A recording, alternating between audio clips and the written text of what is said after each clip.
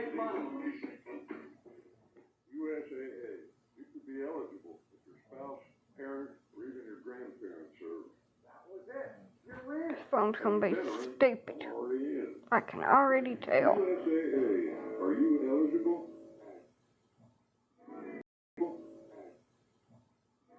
I can already tell it's gonna be stupid.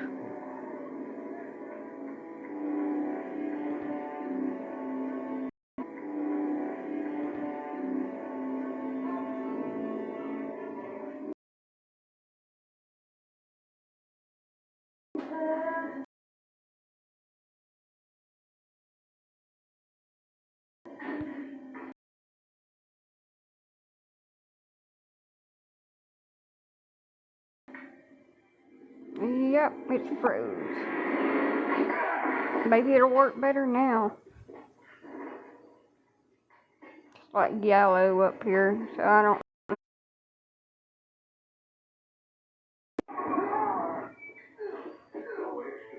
Turn all that other stuff off and close my amps over there. Maybe it'll work better. Turn the button off. I don't know where the remote is. I'll turn the TV off. How's everybody doing? Can you hear me?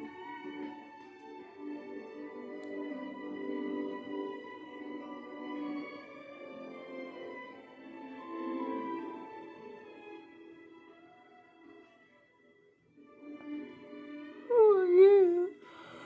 Good morning.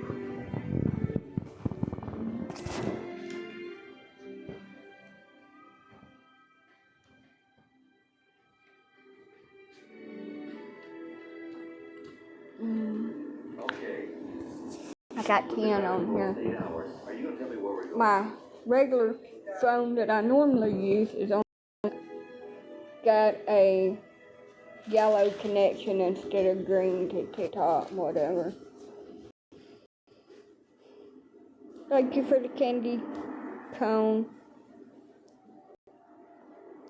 So, I woke up at 1 o'clock and I could not go back to sleep. I got Alex and Cordell on their way. And, anywho, I don't know where in the heck my remote is. Maybe up here in the window. To the window, to the wall. I'm going to turn this off.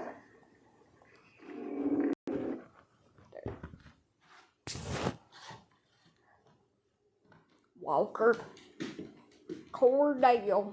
Maybe I'll get a better connection now that I ain't streaming TV too. Cordell. Anyway, I woke up at 1 o'clock. I could not go back to sleep. I eat something before I went to bed, and I decided, I am going to cook me some breakfast. I'm going to cook some bacon, some sausage, some hash browns, biscuit, and gravy. I didn't have any milk, but I made some watered gravy, I make homemade biscuits. I've made them before. That is not a biscuit. What is that?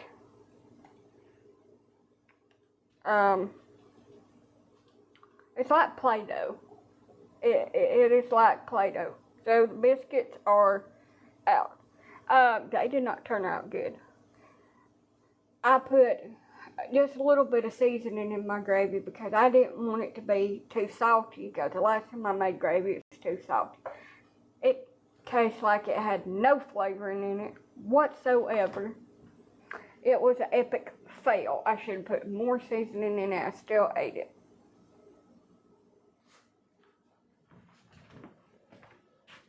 And then there's this.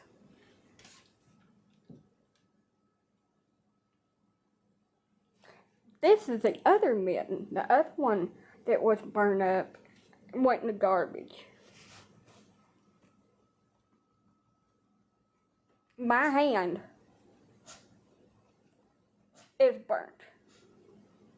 This is what happens when I'm allowed to cook. Somebody bought these for me from Temu, and I really liked them because they're my favorite color, pink. And I feel really bad that I done that. I kept on smelling something burning.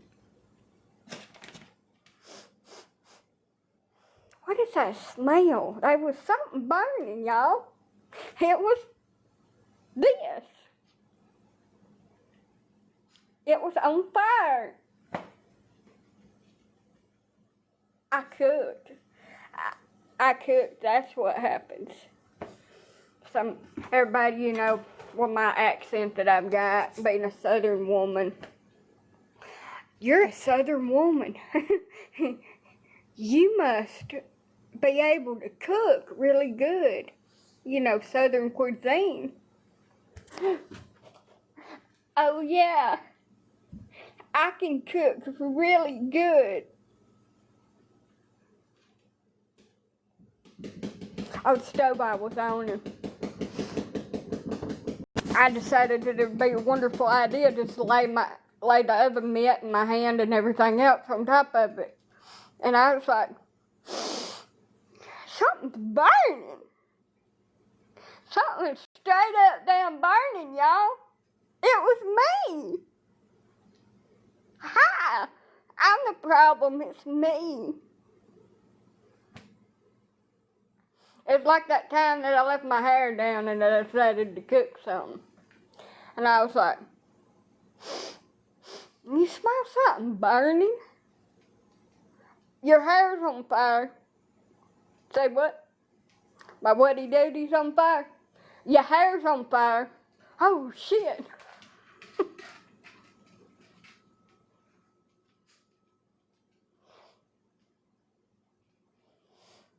No. I will cook good enough to keep myself alive or anybody else that I'm having to cook for. But as it to be tasting the right way, not to be either bland or so damn salty that you feel like you have eat a solid damn salt mineral block out in a pasture somewhere. I can't promise that, and I can't promise that it won't be undercooked or overcooked or burnt or somewhere in between. And you're just going to have to deal with that if you want to be anywhere near me and want me to cook you something. I never wanted to be girly girl, a homemaker, a wife. None of that shit, and I didn't go to etiquette school to learn how to be one. I'd rather be outside working in the field with the horse and the plow and riding back of the plow for 12 or 13 hours a day and climbing trees and slopping the hogs and doing the farm chores, milking the damn cow than I would be shut up in the damn kitchen all day cooking and cleaning and all that. Stick to there. I burn shit in that too. My meatballs come out of that damn air fryer that was already cooked that I just had to heat up. They come out of there like little burnt goat testicles. It was so damn hard that I could have threw one at my enemy and put him in a coma for 12 months. So, that won't save me. I think I need to stick to takeout. That's why I used to order a lot of damn takeout. And I quit doing that to save money, but my cooking is dangerous. I think I need to go back to the takeout method. For the girlies that can't damn cook, that shouldn't be allowed in the kitchen. You know, hi. At least this time I didn't set the whole entire wall on fire. Because I've done that. The stove blew up and the whole wall caught on fire. Thank God for fire extinguishers. Everybody telling me it's a waste of money to eat out. No, it's not. At least you won't die from your own cooking. Or burn your house down. Sure as hell don't want to burn your whole damn house down trying to make a damn breakfast and some biscuit and gravy. Well, what happened? Well, I was up in there trying to cook some biscuit and gravy and a little bit of sausage and some bacon. And I forgot the eye was on it. I had oven mitt. My hand was getting awful damn hot. I could smell something burning. It was my hand. Whoops. And these stove eyes right here, they're cast iron. They are cast iron stove eyes. I've never seen them before that are solid. Like, my stove dirty. Keep your mouth shut. I usually clean. I didn't. That damn thing gets hot enough to brand the damn A on your forehead. Like they used to back in 1800 for adultery. That damn thing gets hot as hell. And that thing stays hot for about 45 minutes after you turn it off.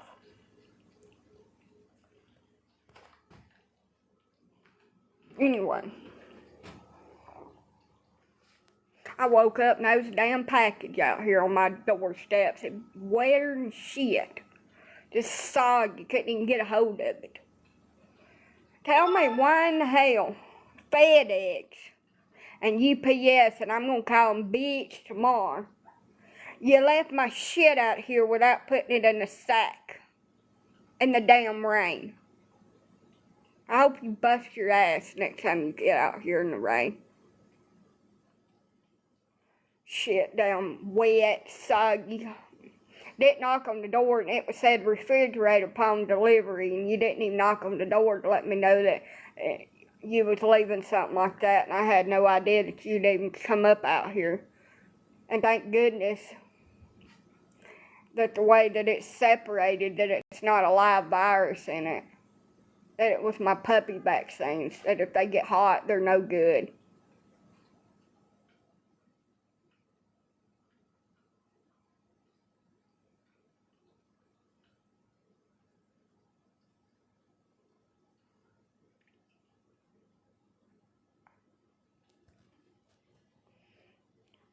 My mama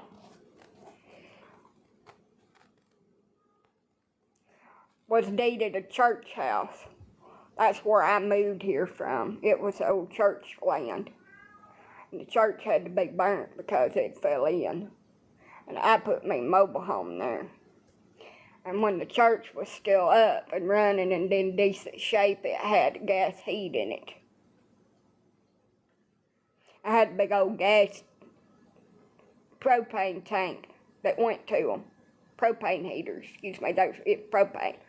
Had a big old propane tank, you know, one of them that's 1,000 pounds or whatever. Them big old gigantic ones that you had to have filled up. Well, anyway, my mama had to go out there every single winter and light it up so the pipes wouldn't freeze because it had indoor plumbing. She took me along with her and she turned the gas on and she was trying to strike the flint to get it to damn strike and light, the pilot light, turn the damn heaters on. Well, they wouldn't damn strike and light. And it had been on for a good about 10 minutes, and the whole, good morning, the whole damn church house smelled like pure damn sulfur gas. Oh, propane. You could smell it. Like I was getting lightheaded from being in there. So she got a big old box of matches. And she was going to light this damn heater up with this big ass box of matches. Well, she gets right down in there where she can see that pilot light. I mean, it's like right here from her face because she kind of blind. She had to have glasses. She had 10% of vision in one eye and 20 in the other one. So she was almost completely blind in one eye. So she got real close to it to light it. And she struck that match and it caught that damn gas. It was free floating around in that damn room and it went whoosh. Oh, Lord have mercy. At least you're all right. And they found it. And it went whoosh up in her face. And she always put so much damn Aquafina damn hairspray in her hair that her hair was damn hard, like a brick. And her hair was on fire and it was just burning up there in her hair. So I just walked to the damn bathroom in there. They had double sinks in the little bathroom. And I just got a little cup, just filled it up with water and just dumped it on the top of her head and put her out. Her whole face was black. She got a wash rag, or a little rag that was in there and wet it, wiped her face off.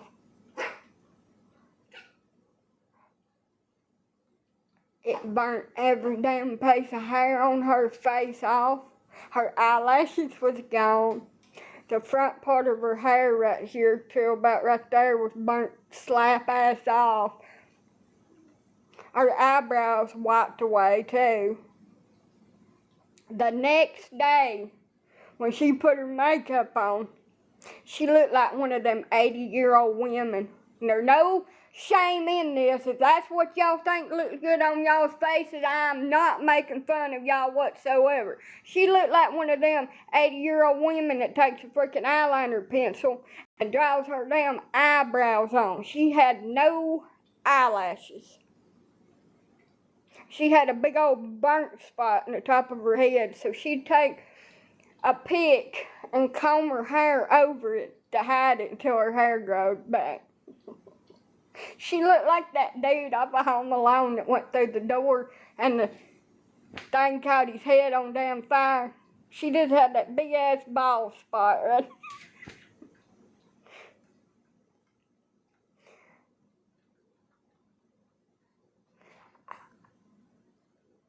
It was awesome.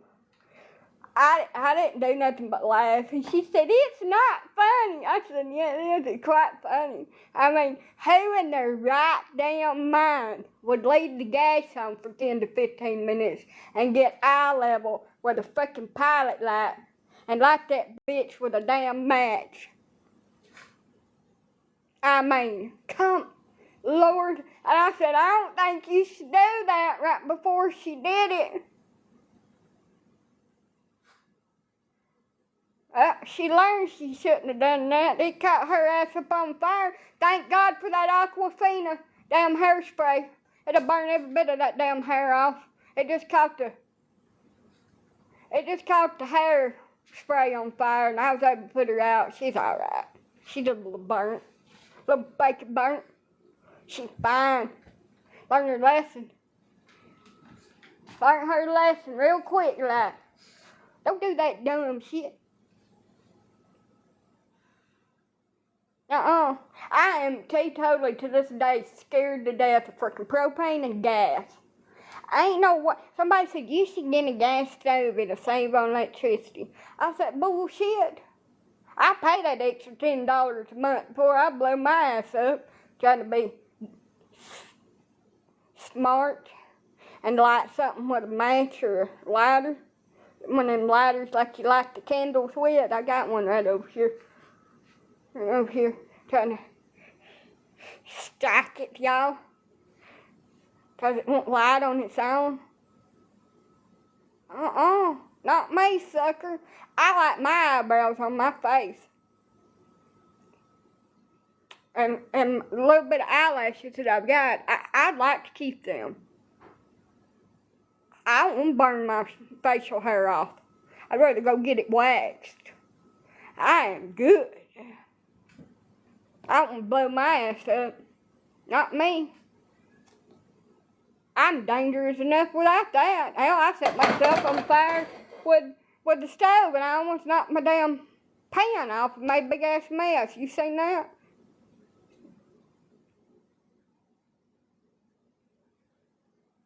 I am accident prone enough. I don't need no help from outside forces. Sure don't. I get that from my mother. That is one thing that she passed on to me. Klutziness. We are 110% related in that sense.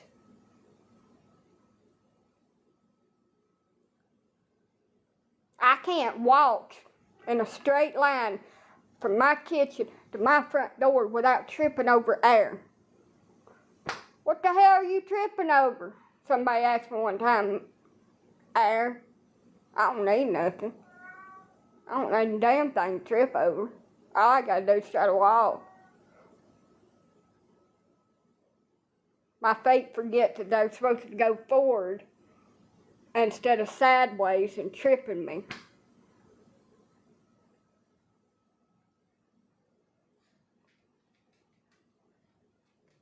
Oh yeah, but I'm a devil, y'all.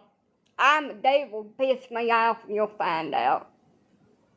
And I'm passive aggressive about my shit. I wait patiently till your ass goes to sleep. I'll super glue your hand to your face.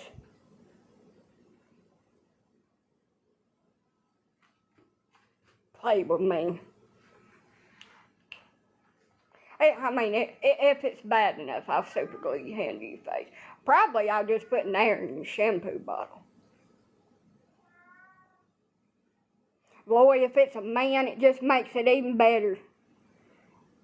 Because he's got that beard hair, and his big old damn hand is super glued right there. It's just like a wax. He got to jerk it off to get it off. And the screaming. Screaming's awesome.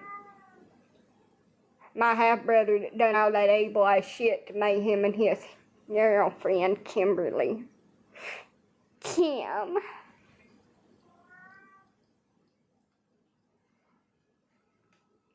I put one of my old puppy pads that my dog had shit on inside of her pillowcase, and I used her toothbrush to scrub the toilet with it, and then I put it back up there for her to use.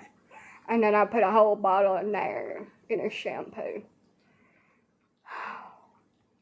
It felt so good when I could hear them scream bloody murder while their chunks of their hair fell out. Ha! And she kept on coming in there and saying, I smell dog shit. Are you sure that you cleaned it all up? Yeah. I don't smell nothing. Are you sure? Are you sure you smell it? And then she come in there a couple of weeks later. She said, I found an old piece of paper with dog shit on it in my pillowcase. And I think one of the girls done it because they're mad at me for being with Adam. I said, oh, you don't say, do you? I don't know why anybody would do that. That's just mean.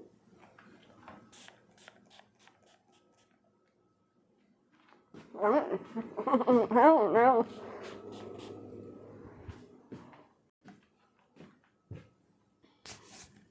I also put all my breast milk in a milk jug in the refrigerator. Let them make some cereal with it.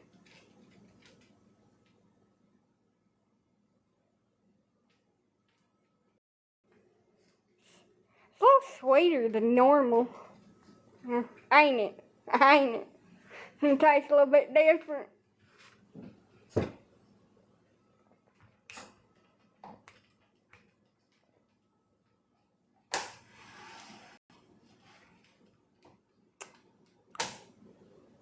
F around and find out. What's really fun is tricking somebody into knowingly ingesting a bunch of laxatives. His wife, ex-wife now, we're pretty cool now they ain't married, but when they was married, she was kind of, claim her territory, mark her territory and shit. Oh, I can't tell you who I did it to. I just told you that I did it. So, I knowingly, and she knowingly accepted it from me and took it. Gave her 3 different dang laxatives. And then all I heard for the next 2 days was, I'm gonna die with my stomach.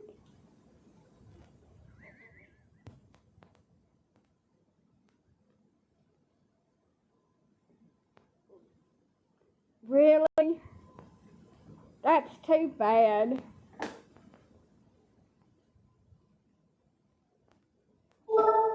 That is. Did I not mention that I put Miralax in the Kool-Aid? Did I not mention that I put a whole bottle of Miralax in the damn Kool-Aid? I'm sorry. I thought you knew.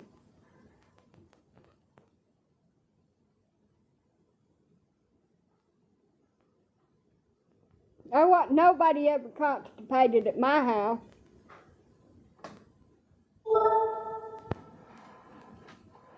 Doctor used to give me Miralax all the time because I was on like prescription pain meds, and I'd get a little bit constipated.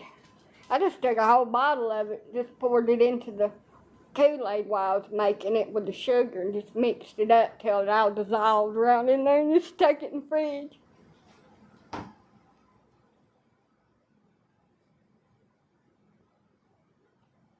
If I was smart, I would only left 1 roll of toilet paper for the whole house of 4 people. It could have been like one of them, saw games. Who will get it and who won't. And then just leave the house and take the vehicle.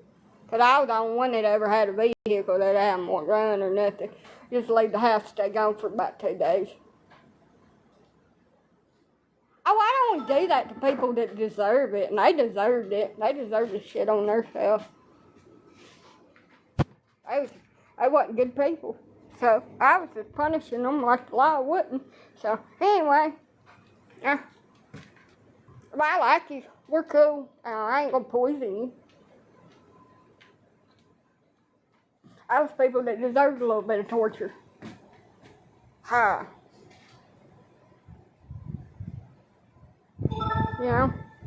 Some people do. I don't know if the broom's still in here.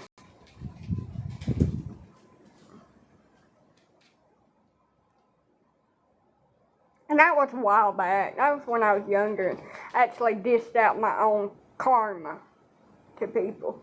I got soft over the years. Good morning. I don't make people pay for their sins like I used to. I need to go back to my old ways. Revenge. Act like everything's forgiven and get them in real close. And then torture them. And laugh at them for it.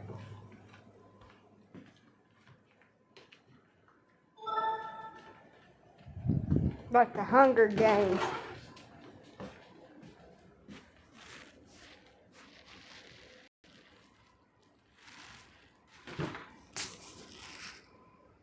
Have to give you some good ideas. Haha! You know what my good idea would be? Invite somebody I didn't like to come spend the night and get some of them old-timey gopher traps. That's like the rat traps. And set them from one end of the bedroom all the way to the door. All around the bed. And then before I do that, unscrew the light bulb. And shut the door very gently so you don't set them off. And then wait. Wait for the screams. Because once they step on one, all of them's going to be set off. That or sticky traps.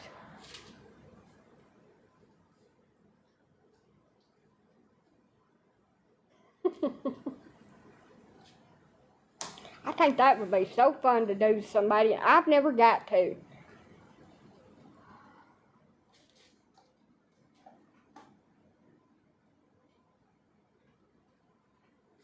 Also, would be fun to replace somebody's mouthwash with vodka. Nah, Legos wouldn't work. Maybe a couple of them phone charger boxes. I stuck one of them, good morning, I stuck one of them up in the bottom of my foot. Ooh, that's worse than a Lego.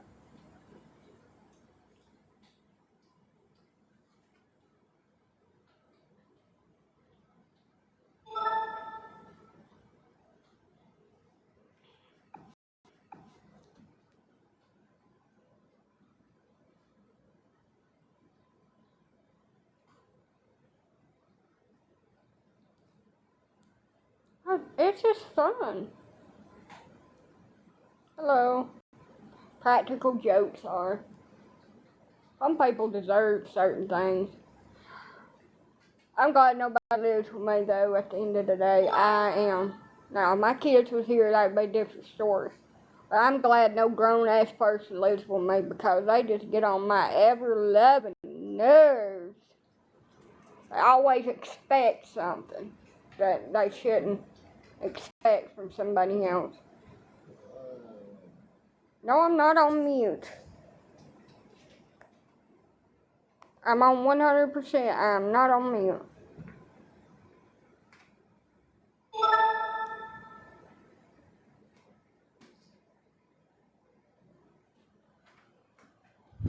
I stepped on one of them little phone boxes and I stuck that freaking thing on my foot. Ooh, that's a pain, y'all. Now, Home Alone dude that I'm about to watch, he done that shit. But he done it with Christmas decorations.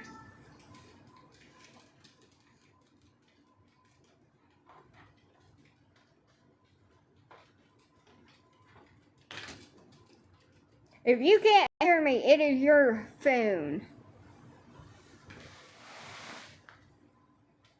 I can understand straight up why that dude screamed like he did about that big ass spider, that tarantula that Kevin accidentally done turned out. I'd scream like that too. That was a big, hairy, scary thing to be set up on somebody's face like that. And that's exactly how I do scream when a big ass spider gets on me. And I'll just move out. I understand completely. But with that being said, if somebody was trying to unalive me and chasing me through the house, I sure as hell would put a big old hairy spider on them. I wouldn't care one bit. And that is my favorite Christmas movie, by the way, besides National Lampoon's Christmas.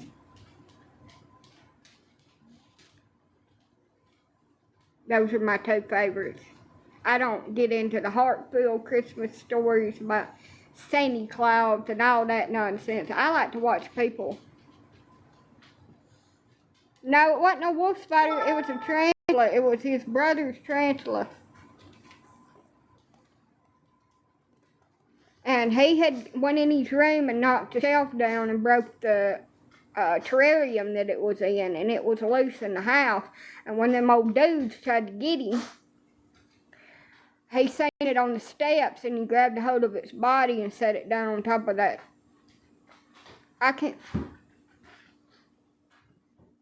Marv, I think. On Marv's face. And he just let out the gut-wrenching scream. But we do have wolf spiders here, and I sure as hell ain't gonna touch one of them because they're worse than a damn tarantula. They're worse than a damn tarantula. Quit.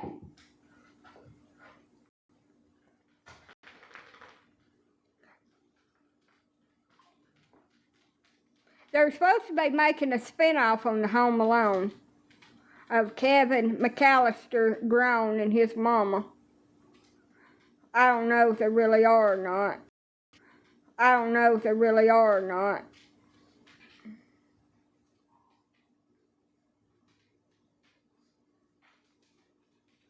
I ain't even seen a new Beetlejuice yet. Do not spoil it for me. I can hold this damn phone still. I suck at being the camera woman. I've had the weirdest damn dreams in the last 72 hours. Yesterday, I dreamed that I had a baby at the house. And it was perfectly healthy, though I'm not pregnant. And I nursed it and took care of it. And I kept it hid from everybody. And raised it.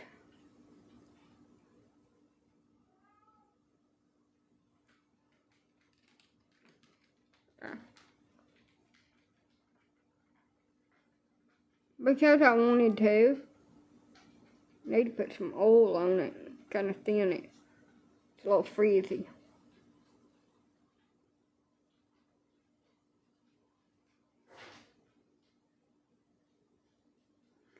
Anyway. And then last night, I dreamed that I was in my old truck that I had, my old Ford. And, my ex-husband is dead, and my grandmother was in the truck with me. And he had to go somewhere. So he stopped and got out and let me and Grandma have the truck. And he walked where he was going. And Grandma got in and drove me, and I woke up while she was adjusting the seat. No, I didn't do it for Halloween. I did it because I just wanted to do it. It's not Halloween. It is almost Thanksgiving. Halloween was a long time ago.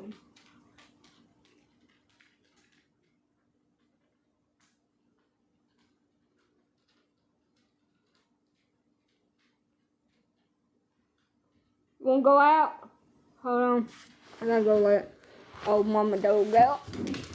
So she don't use the toilet and the floor, and I gotta put some eye goop in her eyes.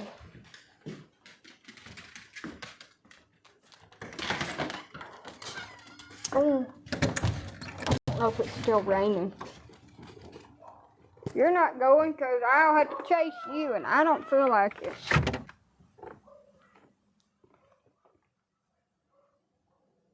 Use the bathroom, hurry up. It's foggy as hell out here. Y'all can't see it, but it is. It's foggy.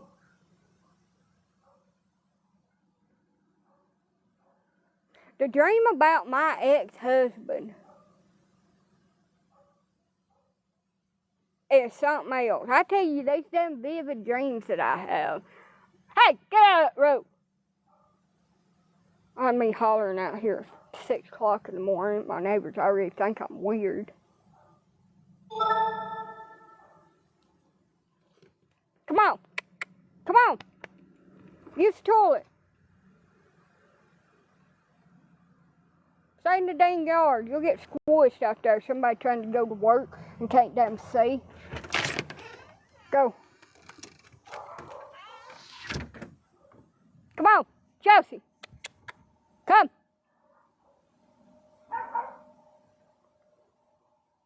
For me to dream about him, I don't even think about it. For me to dream about him is just weird.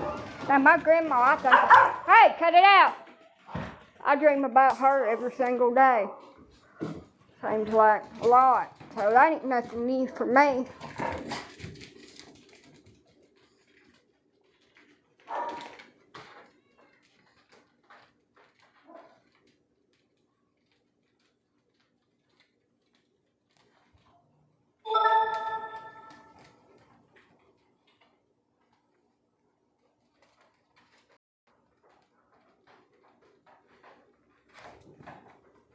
Hey.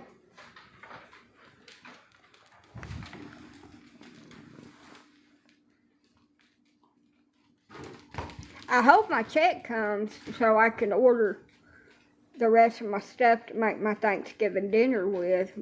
It's supposed to come on the 22nd, but I don't know if it will or if it won't.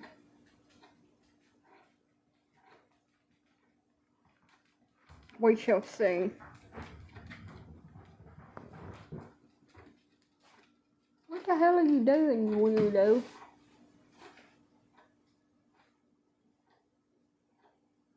Quiet.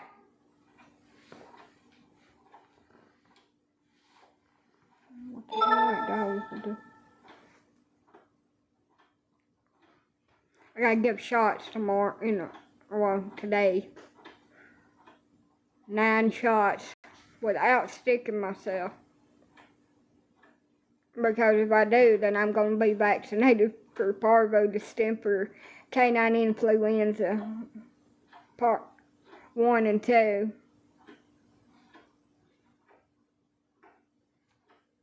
I'll be vaccinated. I've had my shots, y'all.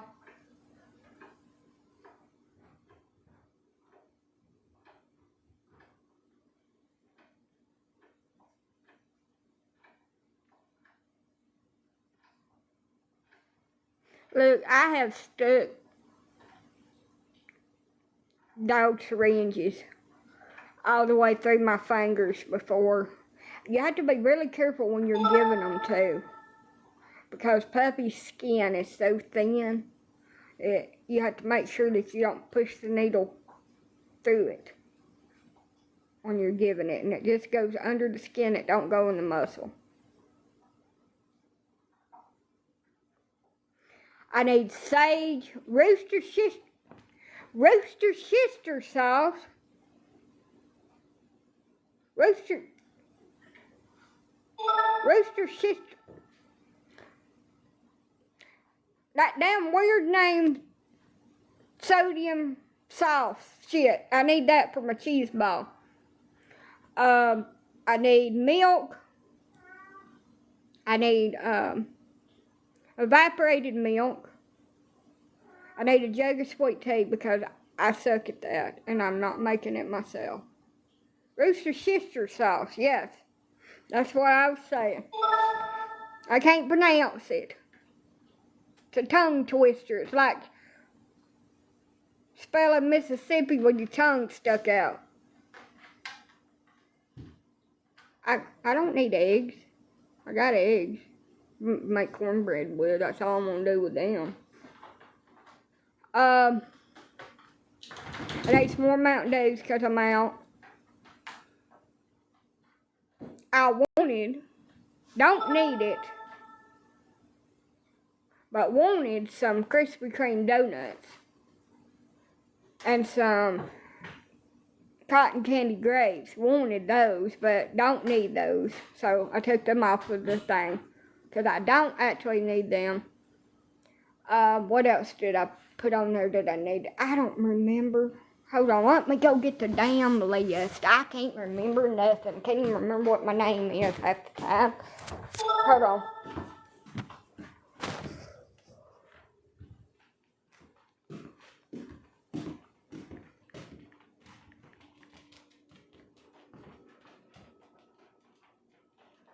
Back over here to instantly cart.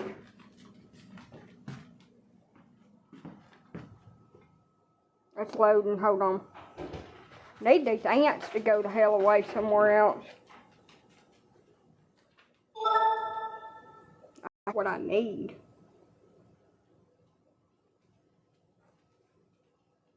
Alright, come on. Why y'all in my stuff?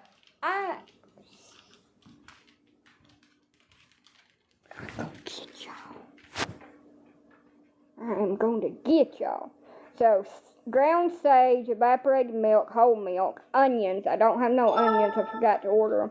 I wanted to get some Sisters frozen dinner yeast rolls. And I need some Ritz crackers because I didn't get any. They're off-brand. Sour cream. I had to get a new scrubber dubber because I screwed mine up and it wouldn't scrub dishes no more. So they had one that you can put the dish detergent in the top of it, and then tea and Mountain Dews. You know that shit was $71. And I'm getting free delivery fee on it, but it was $71 damn worth of groceries. How in the hell is that $71 damn?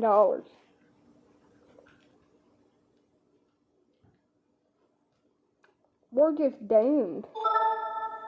I don't think I need heavy cream for nothing. Now, I thought about just buying 2 bags of chopped onions because, you know, my eyeballs are going to be hating me. My eyeballs are going to be hating me while I'm chopping up dang onions to go in my dressing and stuff. But I decided that a whole bag of sweet onions would be better, and I could just torture myself by chopping them. I can be over here and I can call somebody and get some sympathy out of them and act like I'm crying while my eyes just burn. So I got pumpkin pie mix. All I gotta do is add the eggs and the evaporated milk to it. That's why I need evaporated milk. I got 2 cans of it. It's got all the spices in it, and I have my 2 pie crusts up there. I don't know what I'm going to do with that other damn pie crust. I'd make me a chicken pot pie in it later on. So I'm going to make me 1 pumpkin pie, and I'm going to make some candy yams. I got the stuff for it, brown sugar and the butter and all that. I've got, I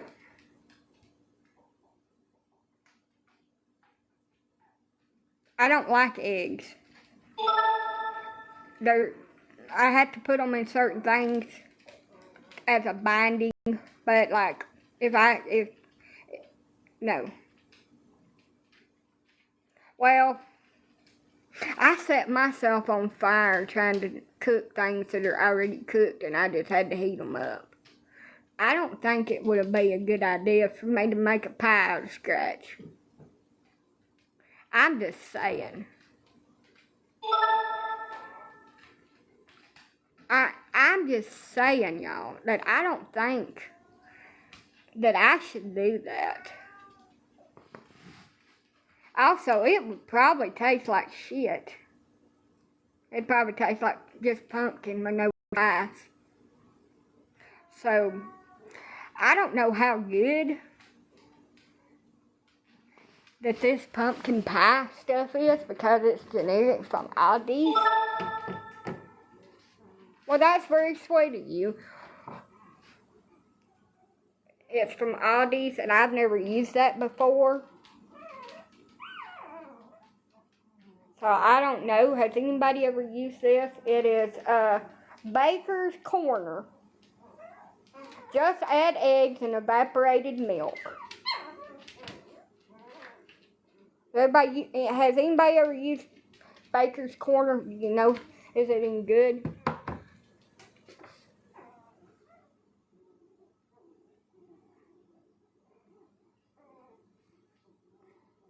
I mean, most things I get from Aldi's is pretty good.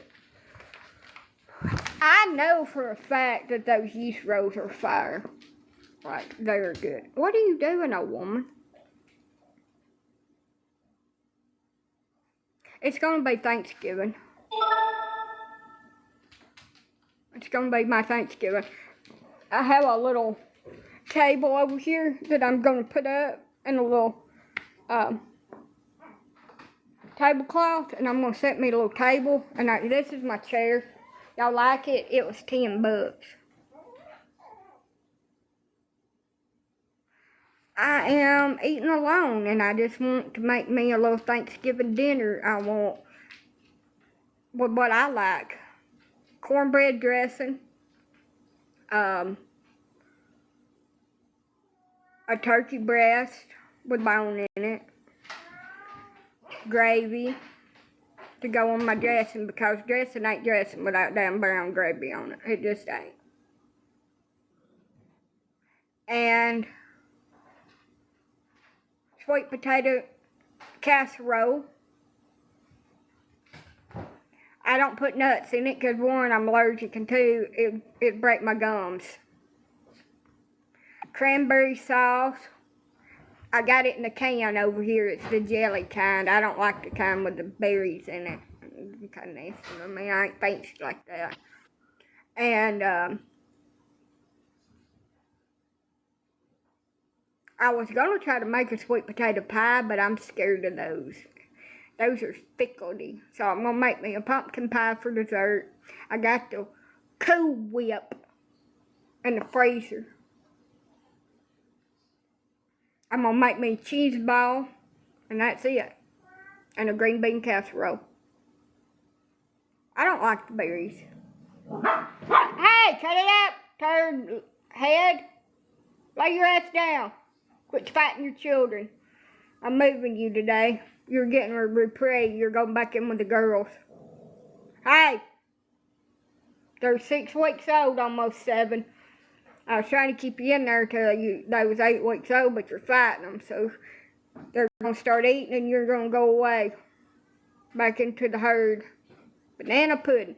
My great-grandma would get gelatin and make homemade from scratch banana pudding, and it'd make you want to slap your grandma. My grandma used to say that. And I'd eat it, and it'd be real good, and I'd say, come over here. Come over here so I can slap your jaws. Because you told me that this would make me want to slap my grandma, and you're her, so come here. No friends, no family. So I would just very slightly go. Because she's my grandma, I wasn't going to just actually hurt her. She would make it homemade. It'd take her hours. She'd make it. I can remember it. I can't do shit like that. Now, I can half-ass make one out of instant pudding and bananas. But I'm not like her and Grandma. I don't have the cooking gene in me. I have the klutz gene from my mother. I'm the most klutzy person. I would love to have my kids over for Thanksgiving and share it with them, even if it was just them. I ain't never really had nobody to spend it with. When I was with my ex, they made me go to theirs, but I never felt like I fit in. I just kind of stayed off to myself. Felt like I had to. I miss my family so damn bad. I always spent it with my grandma. She's right there. Mama. She's right there. It breaks my heart.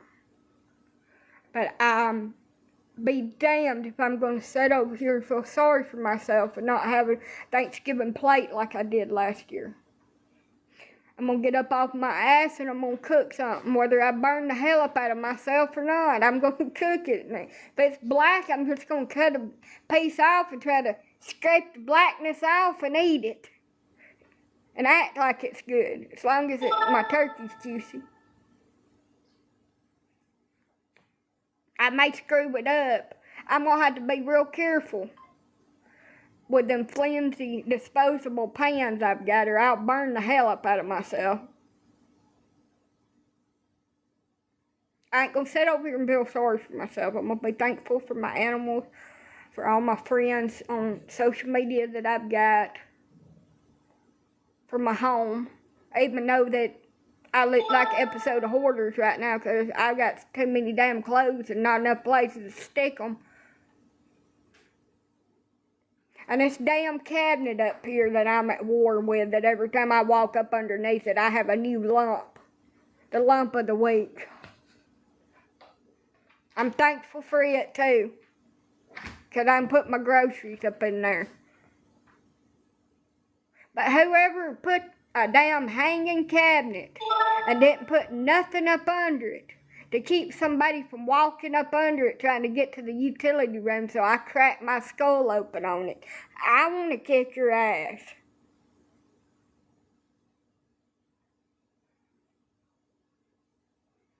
$100%, because that shit hurts.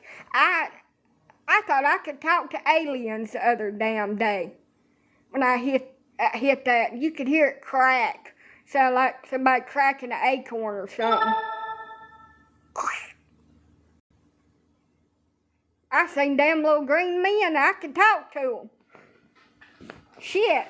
Knock my ass to another dimension. Probably got a hole in the back of my head now.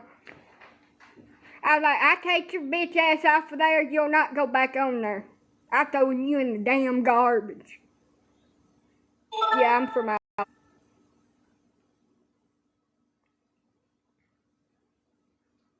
Well, I can't have nobody on here crying. It's too damn early in the morning to be like that. Hell, I cried last night while I was eating. When I woke up, I had a bad dream about my mama.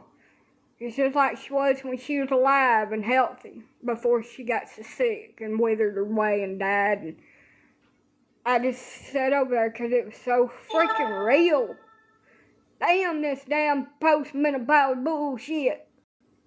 Pregnancy feeling. Damn you to hell. And guess what? Somebody got in a new relationship 3 weeks after being in. They're gonna have a baby. And I have to be happy for them, right? I'll never have any more.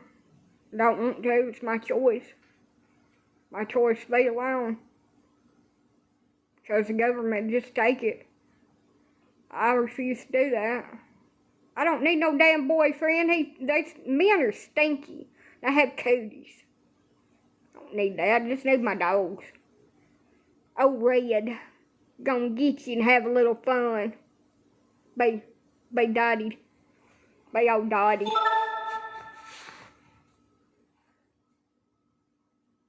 I might need a friend, but I don't need no damn boyfriend cuddled up in the bed with me farting and stinking and morning wood. I don't need none of that. I don't need to get pregnant again in my mid-30s, heading up to 40.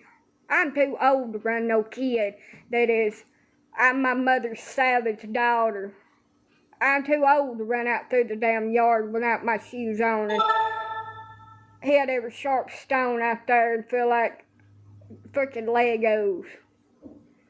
Get them out of breath over 2 steps, just bag them to stop. And then I just had to pull that inner little engine that could out of my soul and just suck every ounce of damn energy that my old bony ass has got and just take off like a steam engine and try to catch up to them and grab a hold of them before they escape into the wilderness. You know how damn hard that is, and you're sitting there for 29 minutes bagging somebody for your damn albuterol inhaler before you die of asthma attack.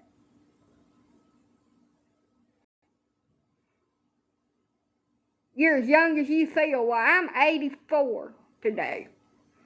I am 84. That's how young I feel. I may be 34, but I am aged 50 damn years today. And I tell you right now, my daughter used to do that shit to me when we was outside playing, just take off like a damn... She was road runner and I was a freaking coyote. And all that shit that happened to the damn coyote happened to my ass. And then when I caught her, she fought the hell out of me and tried to break my nose. Whooped my ass real good. I don't need no more of that. Little evil ass laugh. Everybody said, you're still young, you still got it in you. The hell I do. I need a scooter and some damn Bengay and a ball of insure to make it through the day.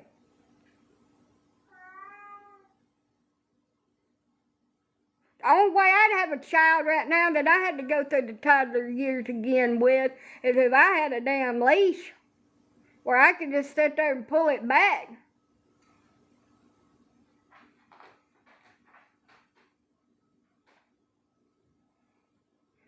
When we got yard time, you're going to have to be tethered. I can't be a damn running like I'm 20 years old, because my ass ain't 20. I'm closer to 40. My shit don't move like that.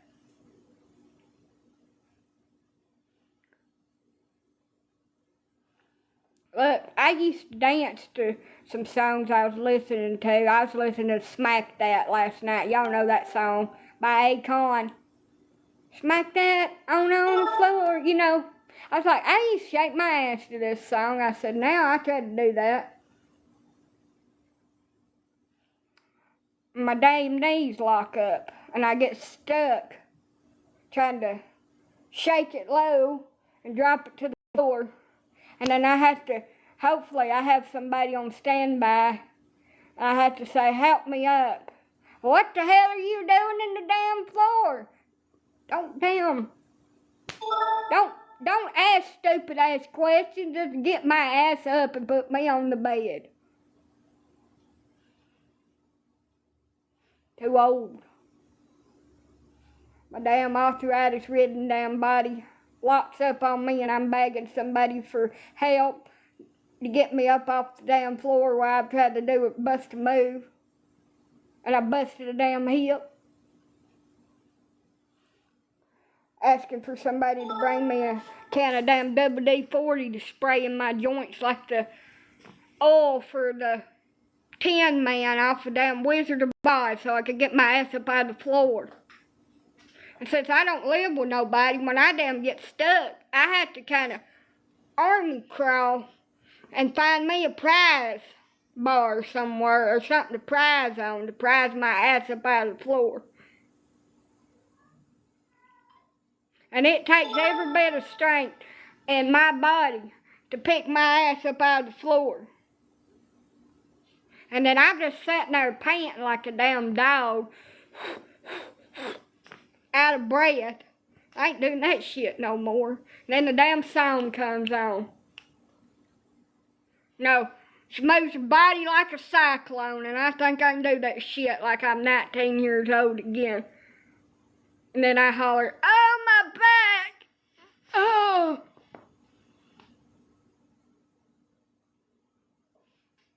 I walk like this for about 3 days. Oh, God, why did I do that? My side hurts. I get in the shower and try to run warm water on it. Well, it's time to get out the damn Epsom salts and soak my old ass in it. I'm in Alabama. That is my day. And sometimes I don't even have to do anything like that.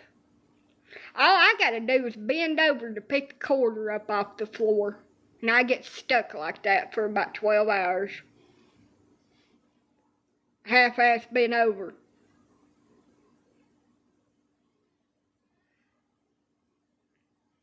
My back threw out. Damn quarter.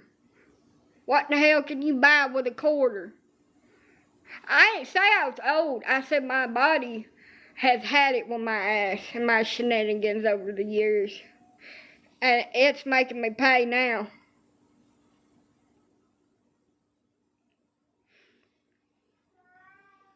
Vacuuming is the same thing, staying bent over for... Hell, I washed the dishes and I couldn't move my head for 2 days. What the hell? I need a dishwasher. Hell with that shit. That just be dirty.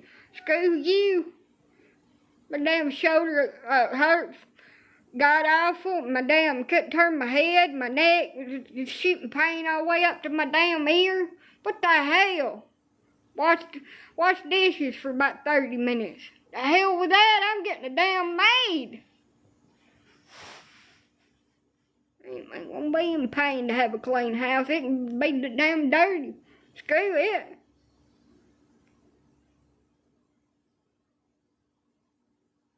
Yeah. I'm gonna be like honey. Like she brought damn icy hot and a whole bottle of damn Tylenol 3s. I ain't damn doing it. Cause I'm gonna get stuck in a position that I don't wanna be stuck in. It ain't got nothing to do with your age being old. Sometimes your body ages a lot quicker than your mind does. And your age. It ain't got nothing to do with that. Cause If that was so, then I'd be about 84. I'd love my grandkids. I'd do almost anything for them, but I can tell you right now, if it involved throwing my damn back out, that would be a no. I thank you for the kind, wonderful offer, but that's going to be a hard no for me. But I want to be able to stand straight up for the rest of the day. But you go ahead and dance, honey, and I'll sit here and watch you.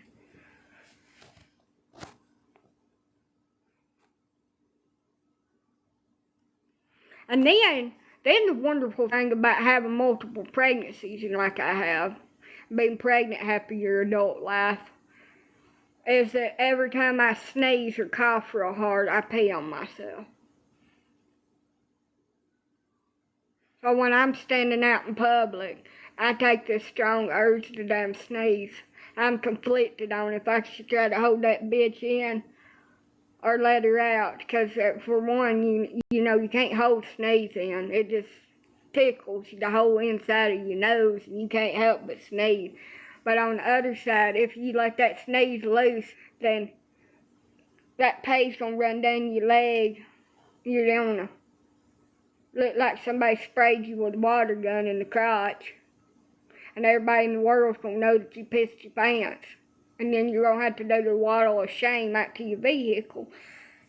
And you're going to have to drive all the way home in wet drawers.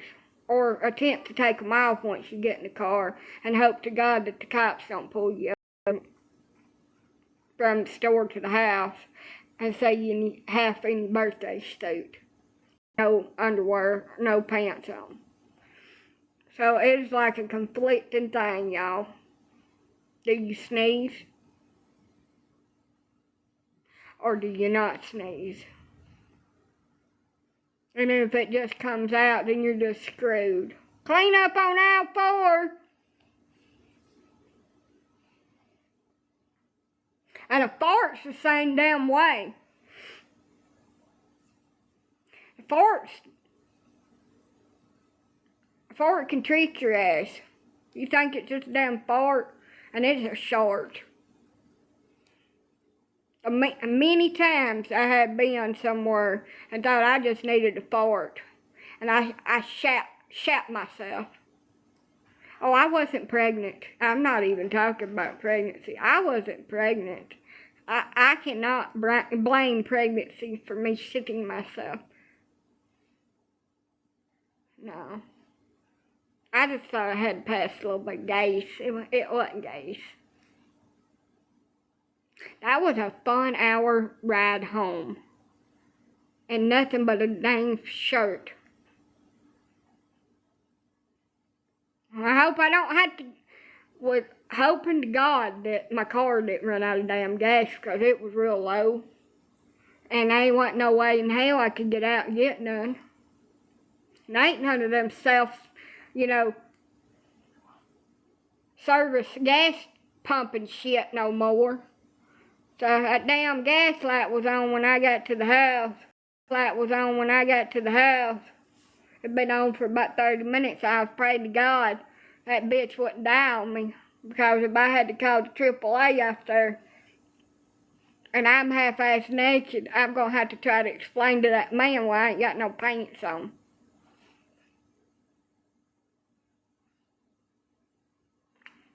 Yeah, probably had to sit up there an hour and a half before they'd show up anyway. So I'm just glad that none of that damn happened, and it made it home. And when I went in, my grandma said, "Where the hell's your clothes at?" I shit myself in the store. I straight up shit myself. I threw my britches away. They stunk. Well, go in there in the bathroom and get you a wash rag and clean up, put you on some dry clothes. I said, "Yes, I will, and I'm going to bed. Don't talk to me for the rest of the day. I am done." Anna got out over there in Crane Hill before I moved over here. And I didn't even have to pee. I had got up and went and peed right before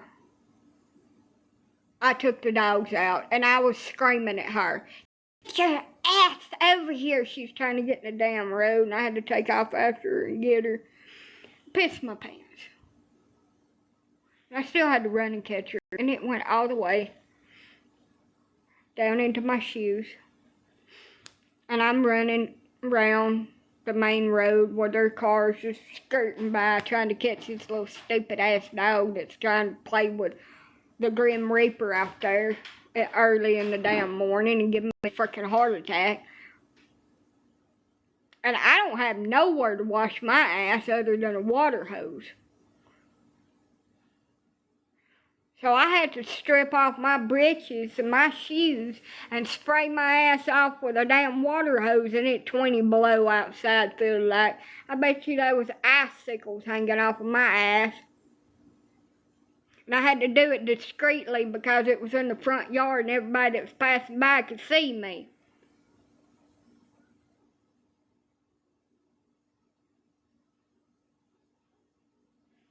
And then I sprinted back in the damn house and got me some dry clothes on and got the neighbor to wash and dry my damn tennis shoes because they smell like urine. And brand new damn tennis shoes too. Piece of ice. If people had explained to me when I was a youngster what it would be like on my body and my bladder to have children, I probably wouldn't have none. I love them, but there ain't no way that I would ever sign up for pissing my pants.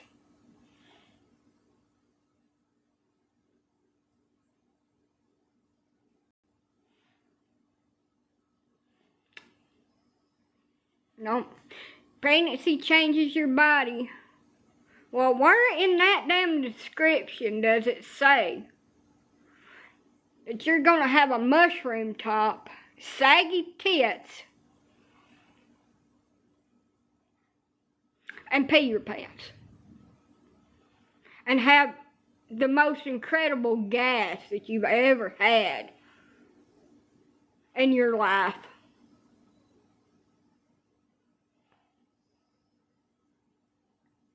They never told me that when I signed up for the job. You know how embarrassing it is to be at a table with 12 other people and all you do is fart, and it's either silent but deadly, or it sounds like a damn trumpet coming out of your pants, and all you can say is, "I'm sorry, the baby's whooshing around on my damn stomach." And then what is your excuse postpartum? What do you say then? And what do you say when you ain't even been pregnant in 2 years and you're trying to stand and talk to your neighbor and one just like creeps out and it just sounds like a damn car horn, a fog damn horn. Whoa! And your eyes are like contacted and you know that she heard it and you're just standing there like, "I'm so sorry, that was very rude."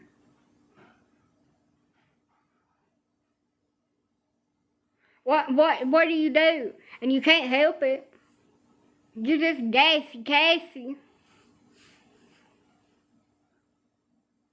My life. So you just stop socializing with people because, hell, you might fart trying to talk to them.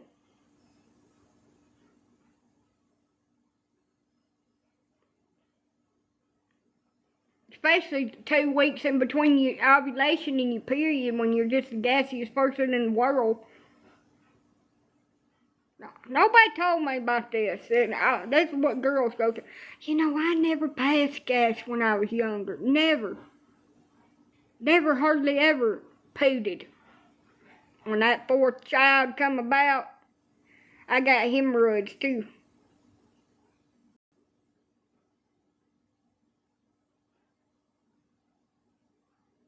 So I got all of them.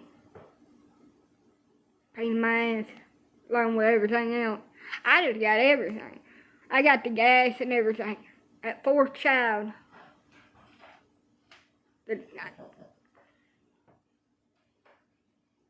No. I need to start walking farting. I need to start taking fart walks after I eat. Get that gas out. That's what I need to do. Well, thank you. What if you're on a date? I try to fan it away to somebody else. That's what I'll do if I'm on a date. I'll fart. Just kind of silently fan it. Fan it away. So it catches somebody else. And they think somebody else done it. I don't go on dates, so I don't have to worry about that. People ain't lining up at my door to take my sweet ass up over into town. I can tell you. They ain't. 'Cause I'm difficult just a little bit. Plus, I just really don't like people that much to get that close and chummy with them. They can bring me some food. If I trust you, I'll eat it. But you just bring the food out here and just set it on my doorstep. And just back away slowly and get back in your truck. I'm back! Hello? And just back away slowly and get back in your vehicle and go right back where you come from. There ain't gonna be no Netflixing and chilling. We ain't doing none of that. I finally found out what that means, by the way. There ain't no way in hell that's happening. Or whatever else you kids call it nowadays. We ain't doing none of that. Don't be trying to touch me in my no-no square neither. Good morning. 'Cause we'll have problems.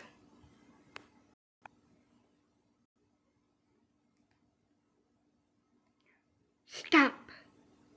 Don't touch me there. That's my no-no square.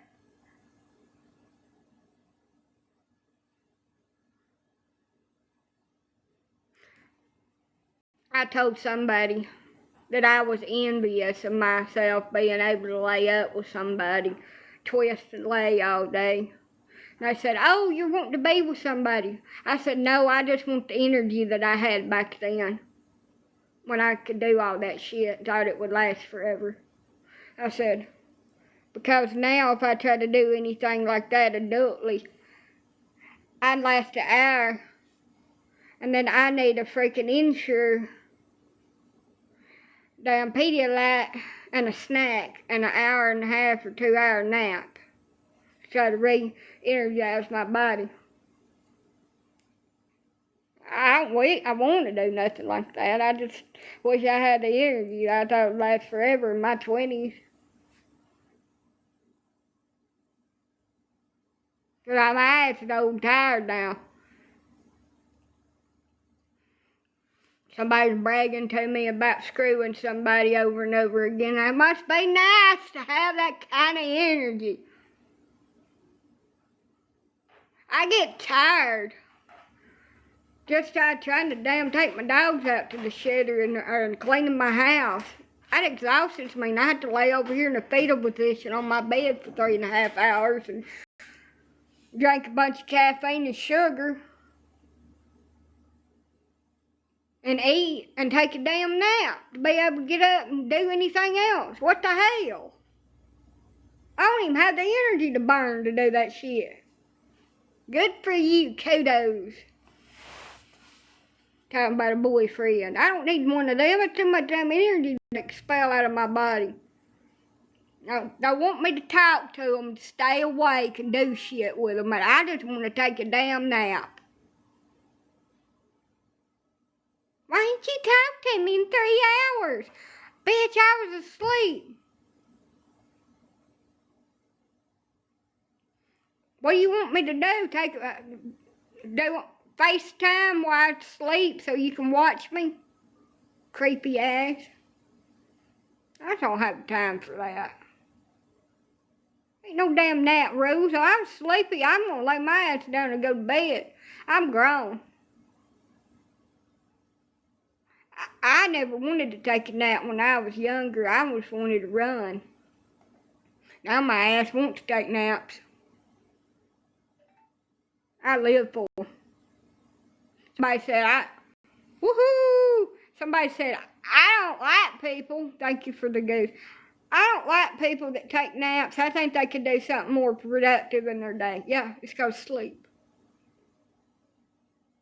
Yeah, it would. It's called go to my ass to sleep because I'm old and I'm tired and I'm exhausted from life. It's called take a damn nap. Somebody said, you're depressed. That's why you want to take a nap. No, I'm tired.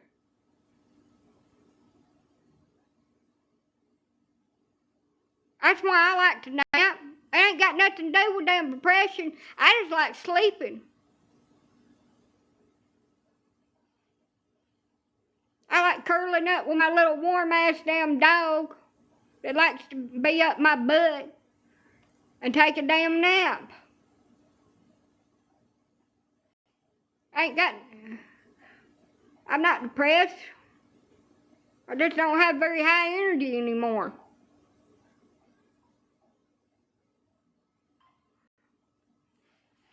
It's a lot of work to get my ass up out of the bed and damn go to the bathroom and fix something to eat and take dogs outside to the toilet and clean my house where it don't stink like a litter box. It is a lot of damn work. And I get exhausted and I want to go my ass to sleep and I ain't going to justify that to nobody. Somebody called me and said, why ain't you answer the phone?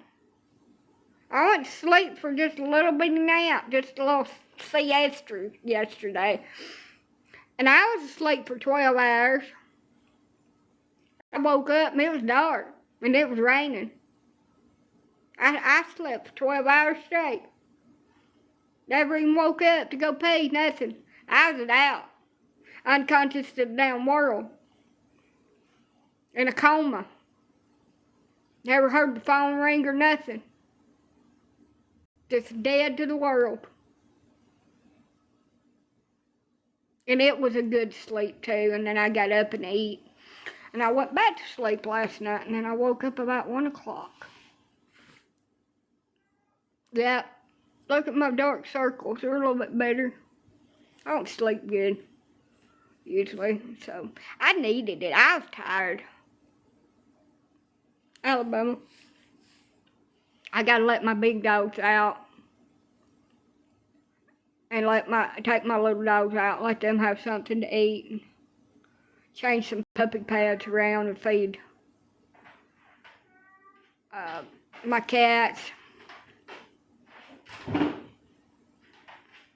And my pups. And then I can lay back down for a little while.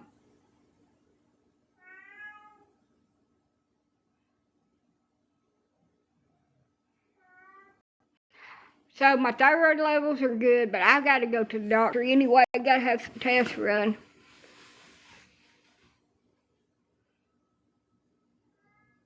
I tell you why I'm so tired right now, too, is I've got fatigue real bad. I've got PMS. Da-da-dum. Somebody might die this week. We'll see. Aunt Flo is making her debut this month for the 24th year. This is the 24th year that she has been coming to visit me like clockwork, except for my pregnancies. 24 damn years we've been family.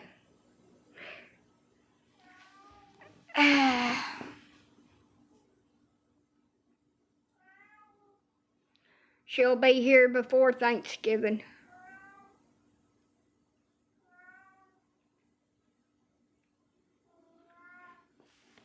I gotta feed them whining cats and water them before I go to bed. That should be fun. They're gonna try to scratch the hell up out of me. And now I gotta feed some dogs back there and let all the bigs out, take all the other ones to the toilet. Love-hate relationship. Well, I tell you, I don't hate her because every time she comes, guess what? Every single time that she comes, I ain't freaking pregnant. Better you suckers than me. Ain't it wonderful?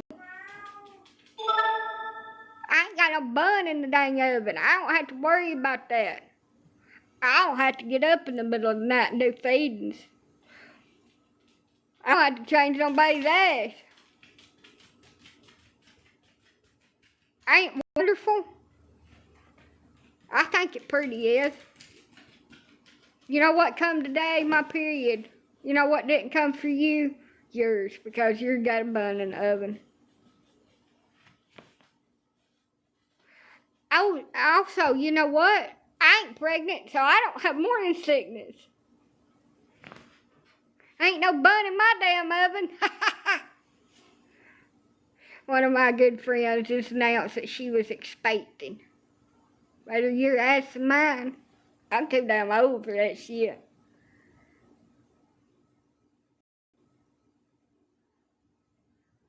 I'm too fucking old. Don't even look at me cross-eyed if you got something between your legs that's different than mine. Ain't no way. No way my ass is going through that again. Hell no. Practice make perfect? No. We ain't practicing. We ain't looking at it. We ain't examining it. We ain't doing no damn research in it.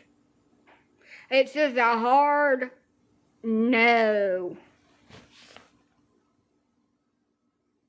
Just one time won't hurt. You can't get pregnant with just one time. No. Absolutely not. My ass ain't doing that again. Yeah, you're thinking mine. But what if you get with somebody and they want children? Well, I guess if they'll just go to the freaking Cabbage Patch factory and adopt them a little damn baby doll out of the Cabbage Patch underneath the damn leaf. Because they ain't getting one from me. It ain't gonna happen, honey doody. Yeah, I got enough kids. Which one do you want? Which one do you want? You can love one of them when they start coming over. No, hell no. My ass ain't doing that shit again. That shit hurts. My grandma said you'll fall instantly in love with your baby when you hold it. And you'll forget all the labor pains. That's a damn lie. I still feel them damn things. I didn't forget none of that shit. It hurt.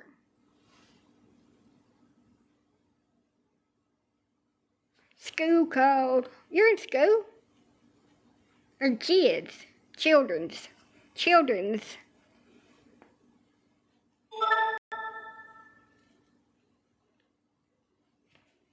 Yeah, I'm not doing that. I look at all my friends getting pregnant and everybody's pregnancies are just like throw it up in my face, and every time I turn around I see a damn pregnancy ad or some kind of shit about a bump box. I'm like, universe, you throw all that shit up in my face all you want to. But my uterus is closed for business. It's out of service, out of order. It ain't being filled with no little baby. Ain't no way in hell. I don't think my kids are a burden. I don't want to do it no more. I'm too damn old and tired. All I want to do is freaking sleep and eat a damn grilled cheese. I just don't want it.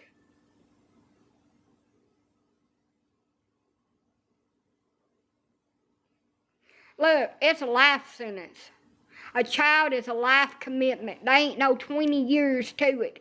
You are that child's mother, father, whatever, for the rest of their natural life, and you have to put up with their shenanigans and bullshit.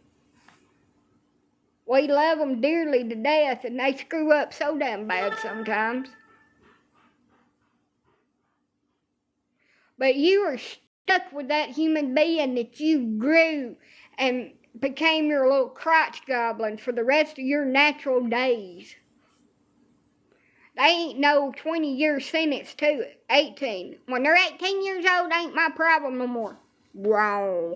They're always gonna be your problem because you shit them out.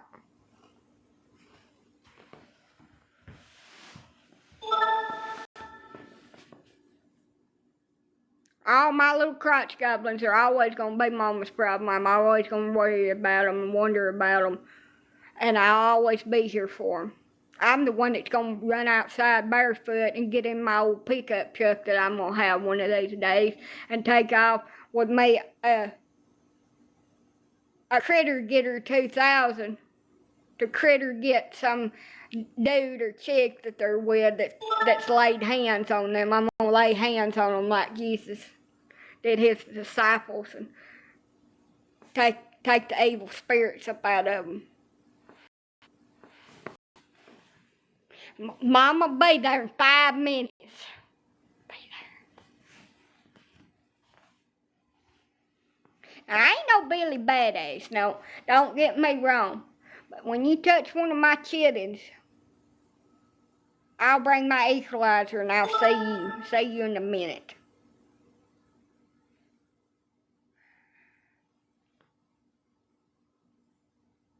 So don't do it.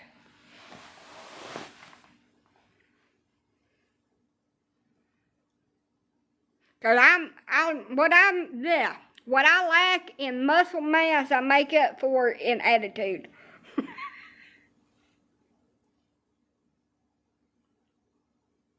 I ain't gonna let nobody mess with my children.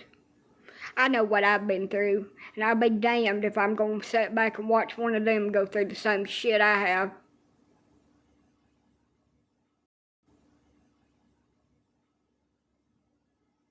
Whether it's one of my girls or whether it's one of my boys, I'll be damned. I don't give a shit. I'll be smiling my damn mugshot pictures. Morning. Hope you have a wonderful day.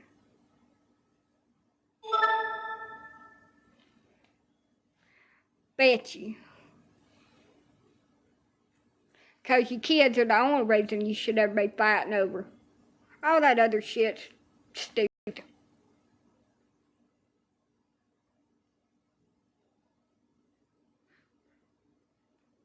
No matter if I've been allowed to be in their life or not, that was not my choice, and I would be there right now if I was allowed to be there. If they ever need me, I'm a phone call away and I'll show up. Bet you.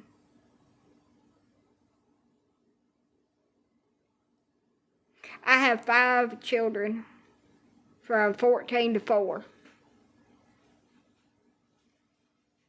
I might be crazier than damn Bessie Bug in the summertime heat, but I'll be there.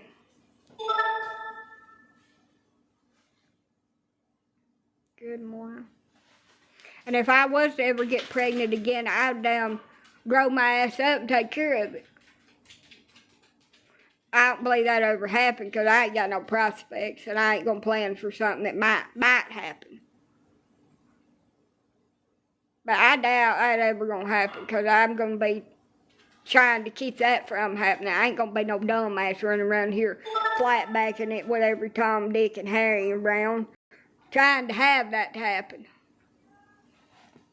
I don't want no more. I've got enough to drive me insane and make me have to go on a 72-hour damn hold somewhere in the nut house. I'm good. They'll always have some kind of damn problem in the future that I'm going to have to try to help them with.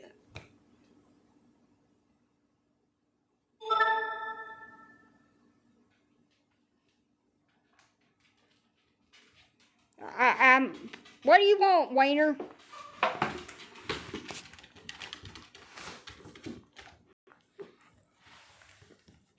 Oh, shit.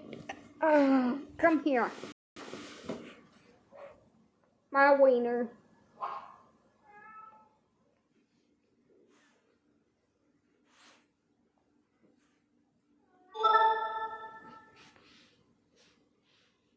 But anyway, I'm going to have the happiest little Thanksgiving turkey day that I can, and I'm going to give my dogs a little bit of turkey. You need a bath. You're kind of smelly.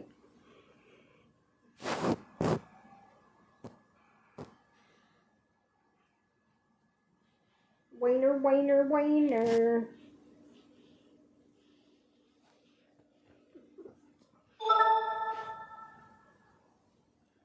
Alabama. Wiener. Wiener, wiener, wiener. Wiener. Oh, squatchy, itchy, squatchy.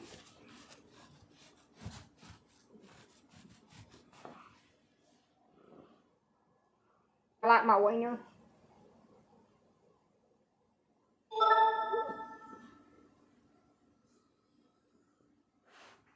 Vet appointment. You better not be late. They won't see you.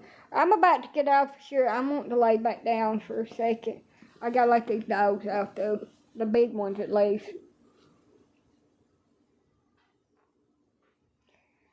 I'm a redneck. What is that?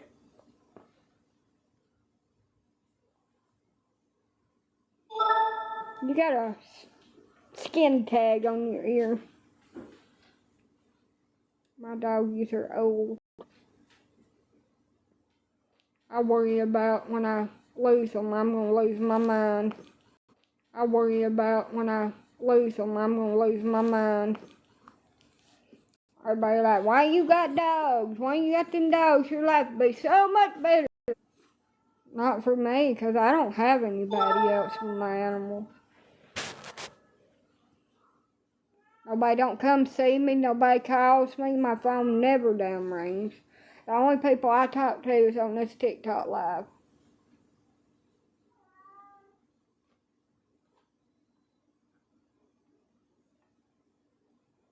So, oh, by the way, it is me, that Facebook that you found. That Facebook that you found it.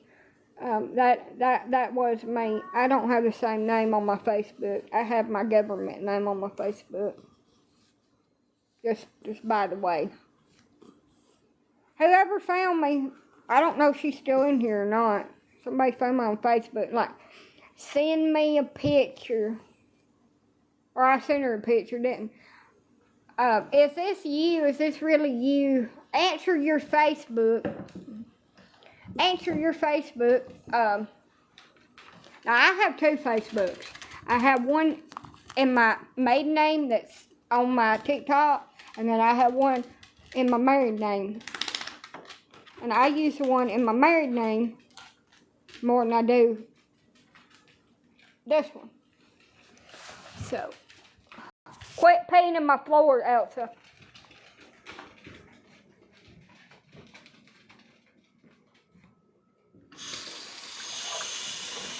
So, I use both of them. I use my other one more.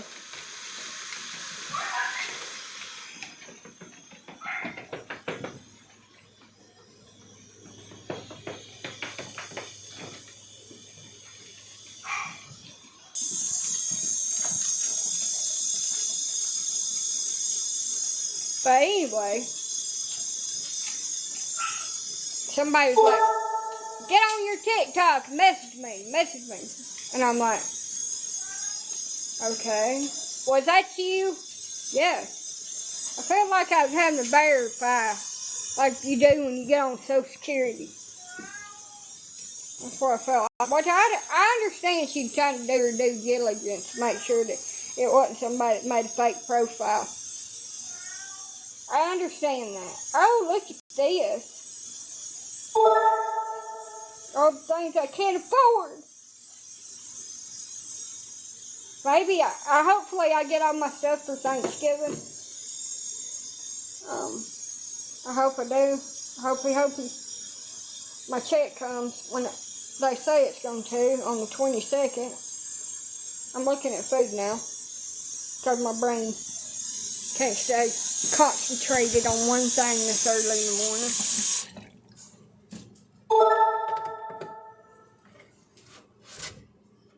Damn, this bucket is heavy. rained all freaking night here. Here you go.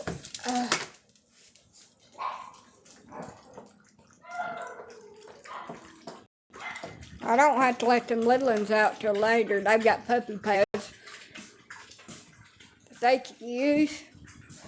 But I do have to let my bigs out. If I don't, they're going to use the toilet floor. I want to take a nap so bad.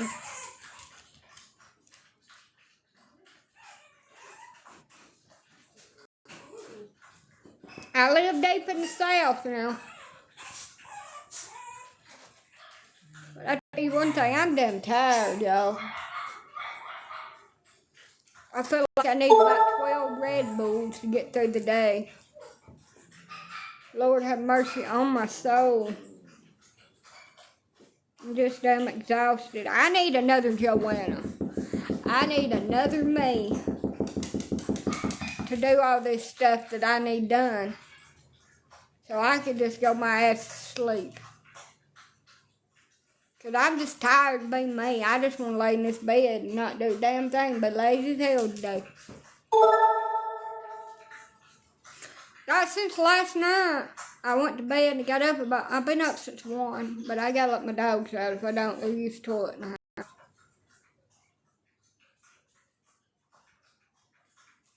Need to let the others out, but I can get away with just feeding some of them and feeding the cats. And let them out later because they got, quit! I got puppy pads they can use, and I can take me a siesta and let them out later. They'll be alright.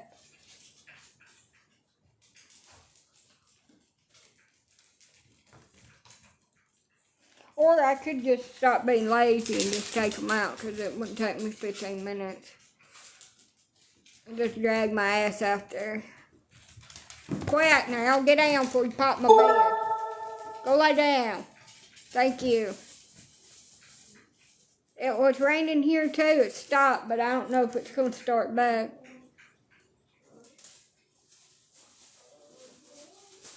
I better get off of here and get this done before they get up and use the toilet in the house before I can get them out. I sure don't want to clean that up. Be like a dinosaur shit in here. No, I don't have no fenced in yard. I have to walk them all. I do it every single day. Can't afford it. Fenced it in. Too much money. So I walk every single one of them. They're 10. So I wish I had a fenced in yard. You know how much easier that would be?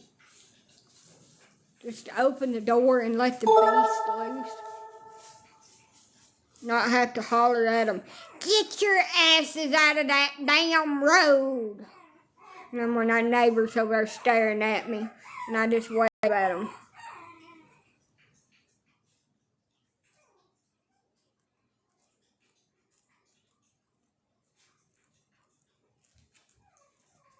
Hey, I'm not crazy. Hey, I'm not crazy. My dogs are trying to get squished. Hey.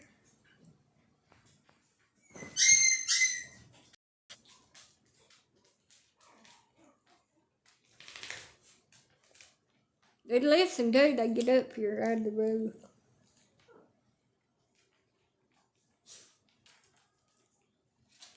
Lord forbid if I take my damn eyes off of them for 5 seconds, they're gone. Like a streak of freaking lightning.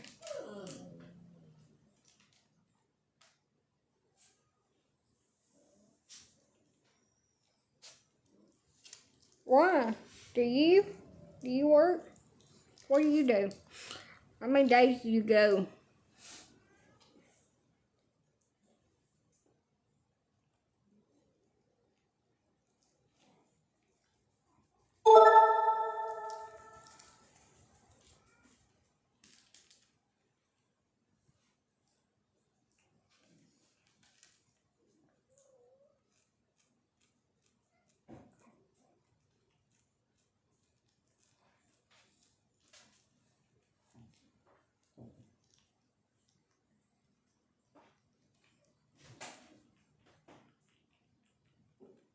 I got sores on the back of.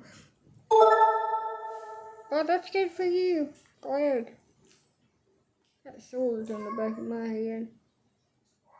Like bleach. Woo! Let your ass up. Good for you. Good, good, good. Here this is. I don't know what it matters about if I work, if I don't work, what I do with my time. Nap. I'm full-time employed at the Nappers Incorporated office in my dreams. And I work 7 days a week. 12 hours on and 12 hours off.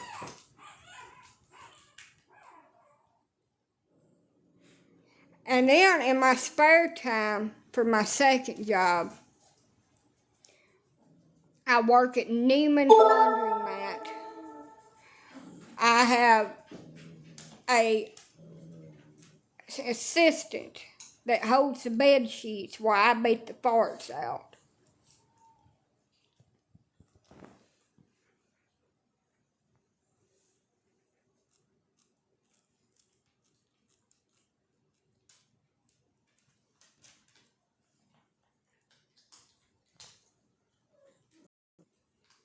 I also have some real estate for sale if anybody's interested. It's oceanfront property in Arizona.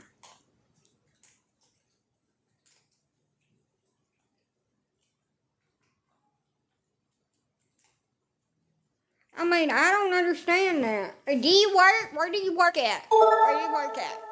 You don't pay my damn bills. You don't screw me, so what are you worried about it? Don't make a shit. Where I work at, my bills are paid, my lights are on, but nobody's home. Your lights are on, but you're not home. Yep, that's right. The lights are on, but nobody's home. Not in here anyway.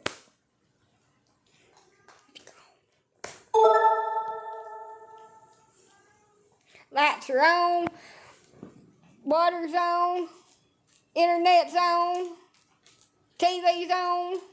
My little TV over here. Got food in my refrigerator, food in my belly, and gas in my butt. I don't need nothing else. I got my dogs got food, cats got food, I got litter. I'm good. And if I need to go to the store, I've got a little bitty cart out here that I can just hitch up to my dogs. Make me a little sled team. Mush! Mush! You mongrels. Take me to the store. Yeah, I work at Napping Incorporated. 7 days a week, 12 hours on, 12 hours off.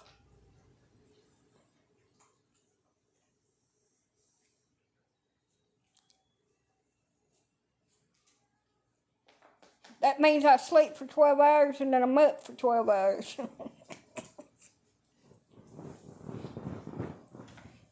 Napping Incorporated. Oop, I pooted. I moved the wrong way. Sorry. I told you I'm gassy.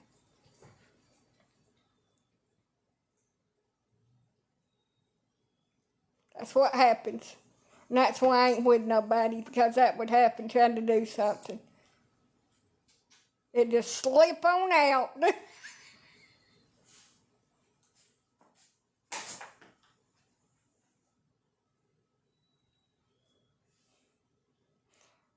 Oops. I farted. It tickled. My butthole jiggled.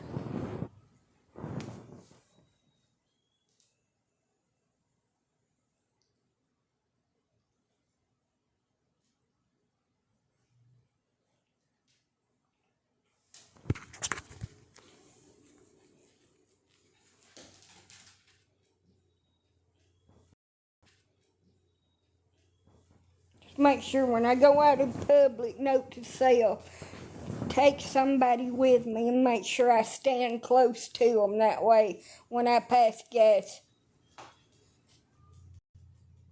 I can blame it on somebody else.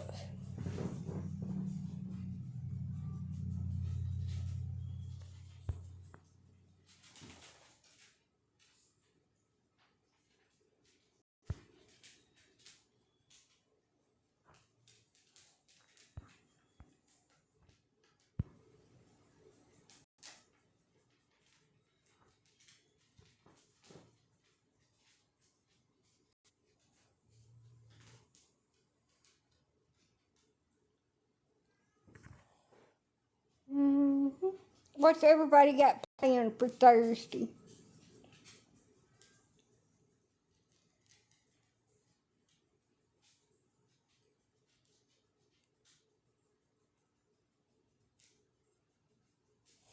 Lord,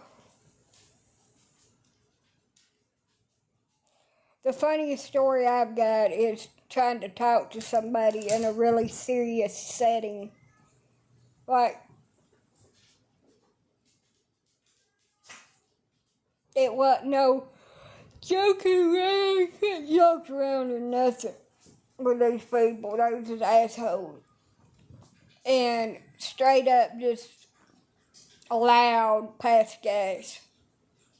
And just act like it didn't even happen and just continue on to the conversation at hand.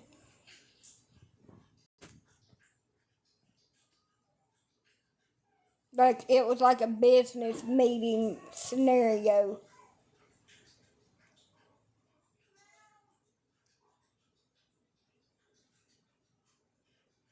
Yeah. And they kind of all locked eyes with me for a few seconds.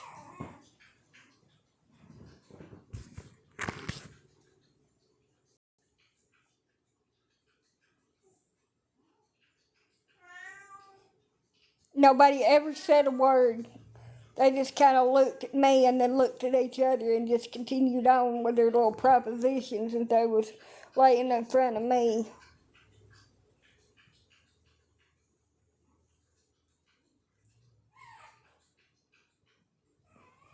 We was just acting like it never happened.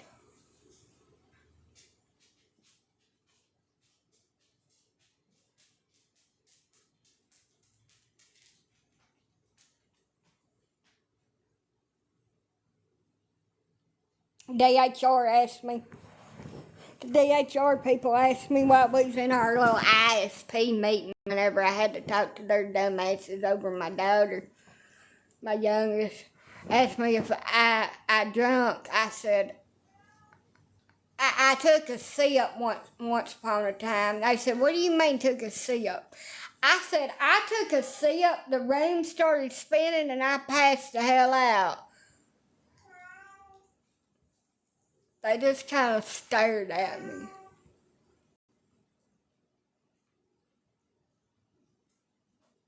Never spoke about it again. I said, that was the end of my drinking. I was good.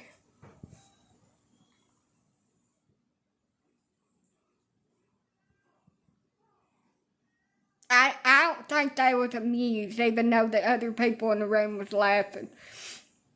The supervisor did not look amused.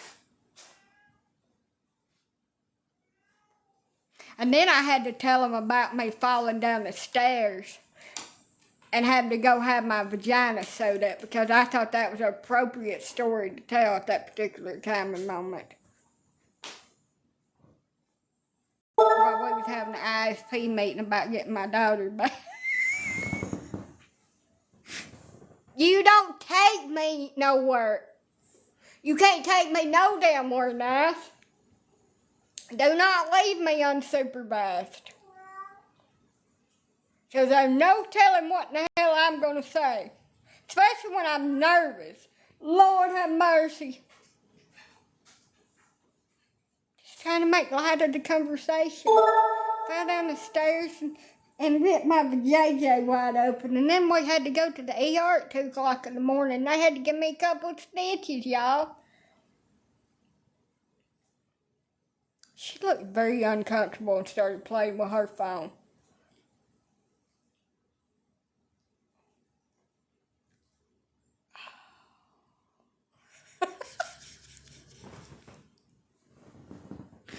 Ah!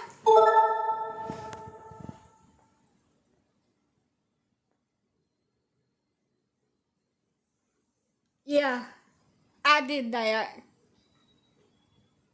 I sure as hell did. Wouldn't you love to have been in that damn room with me?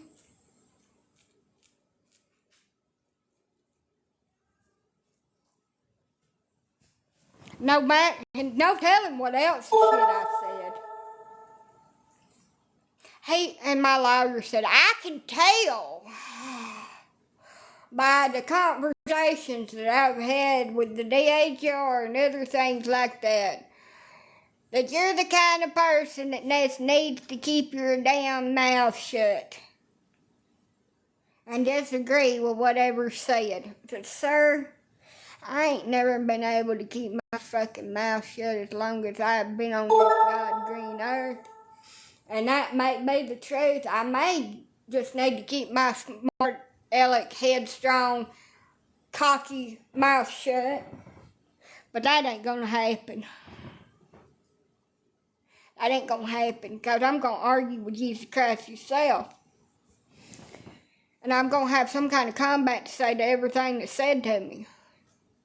So, you might as well prepare yourself to make your little bit of pocket change that you're getting from the court system to be my attorney. My court-appointed attorney that I never asked for, that they give me just out of the gate. Honey, you're gonna have to work for that. It's not gonna just be handed to you. Which he didn't know if he was asking my whole ground anyway, but yeah, we'll digress. And of course, I made him work for it. They never set up none of my damn services for me, and I kept on calling them. And she said, stop calling me. We're trying to get a hold of them. Well, hell, worked faster. It took you 2 months today. I'm trying to get a hold of somebody, and hell, I found the classes that you wanted me to take and went ahead and took them, finished them all, and was about to finish the second one that they never set up for me. When they said, well, it's over. You lost her. Come back up here and file for custody of her. What the hell kind of cock shit is this? You take her away and then tell me to come back up here and file for custody of her. Are you retarded? Excuse me. Are you...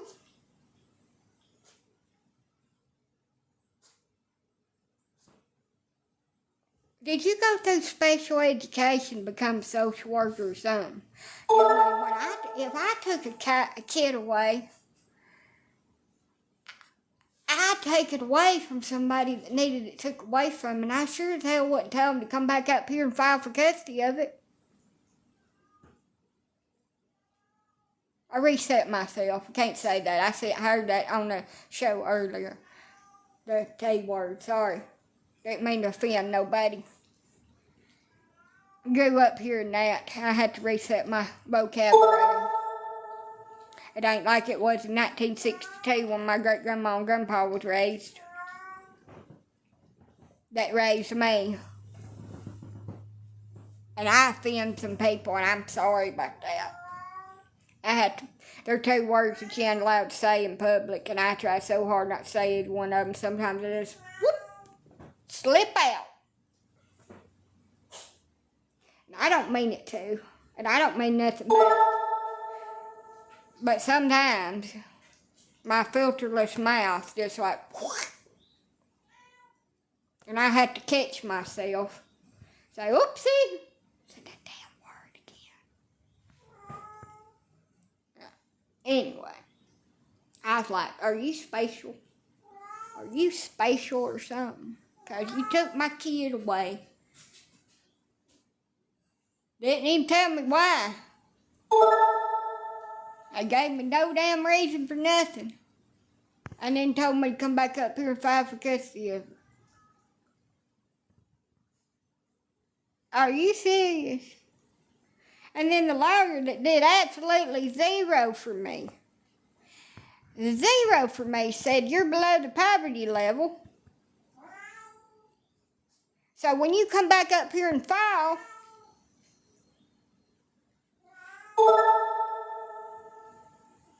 you'll get a court-appointed attorney again. And you'll probably get me. The lawyer that didn't know what was going on at court. That if you had drew him, his ass, and a hole in the ground, he would have picked the damn hole in the ground every single time. I mean, how do you go to law school and be clueless at what's going on at court? How do you do that?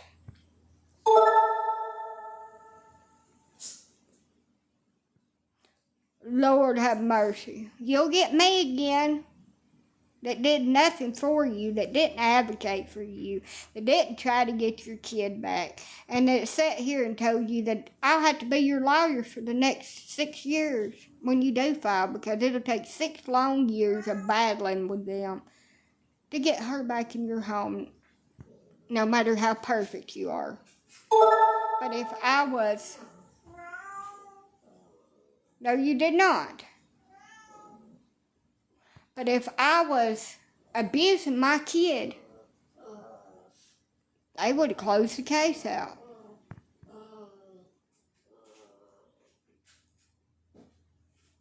And left her with me.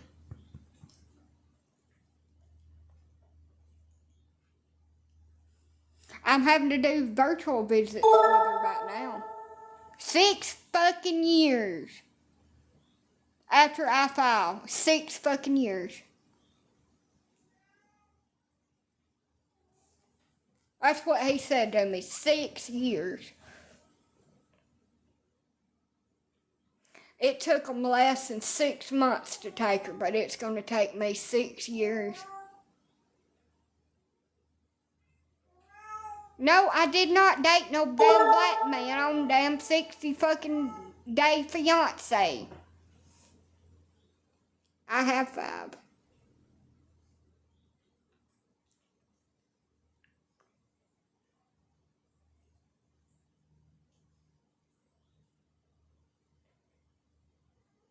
I don't care what it's called. I wasn't damn on that show.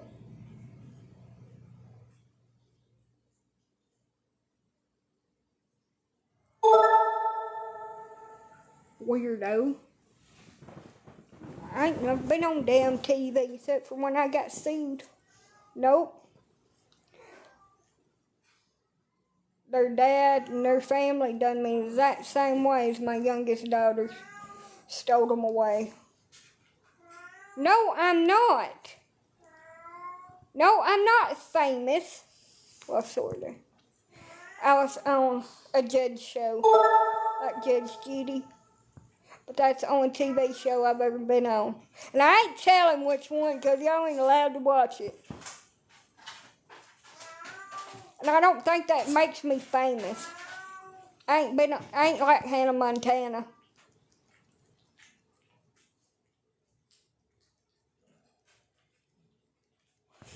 They didn't give me an excuse. They didn't give me any reason. They didn't even give me any reason why they're involved.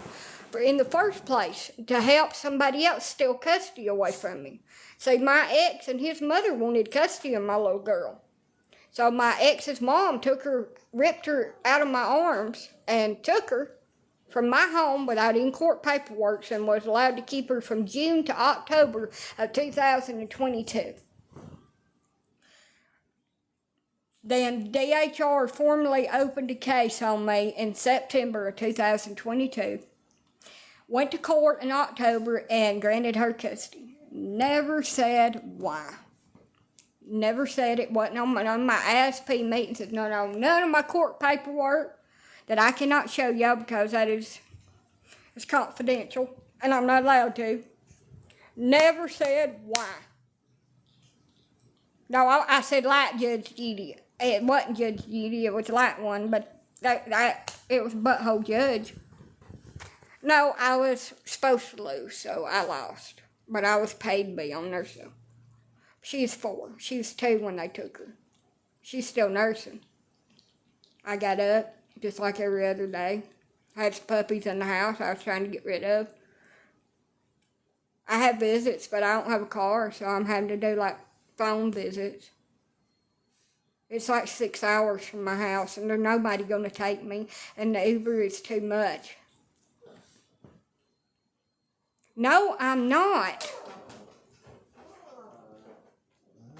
Oh, no, damn. I'm not an illegal alien. So, no, I wasn't on 90 Day Fiance married to a black dude. 6 hours, yep, round trip. 3 there, 3 back. And I only get 2 hours with her. I'm about to. He's getting on my damn nerves.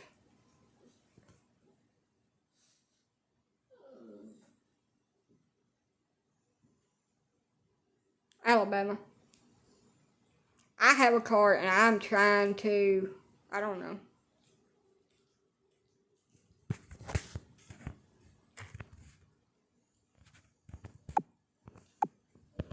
Well, you're blocked now, Lord Fun Quad. Throw my hair back and forth. Yeah, and my car keeps on tearing up and I can't get it fixed, and they're going to be like, that's an excuse. But I'm trying to keep our relationship going with like video chats and stuff like that, and I'm making the effort to be present and be in her life. And I know that's not good enough, that I need to be with her physically. I just don't know what to do. I can't put myself in an unsafe situation to go. Her name's Kathy. Her first name, I'm not going to give her whole name, because I don't know all y'all that well.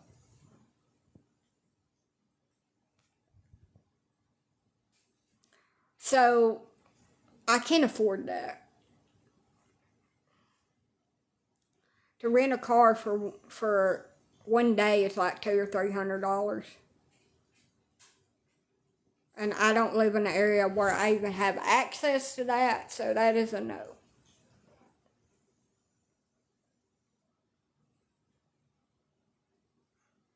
That's my maiden name too, is Warren. And I think about, what about these kids that has a dad or a mom that live all the way around the world or hours and hours away, and there's no way for that person to get to their child at that particular time? How do they do their visits?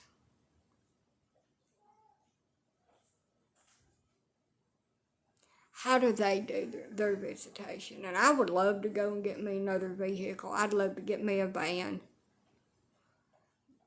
At least 2016 or something like that. Like a caravan or something that I knew wouldn't tear the hell up on me all the time. There is no anything around me. And I have no way to go pick something up. So, you have to have a car to get a car.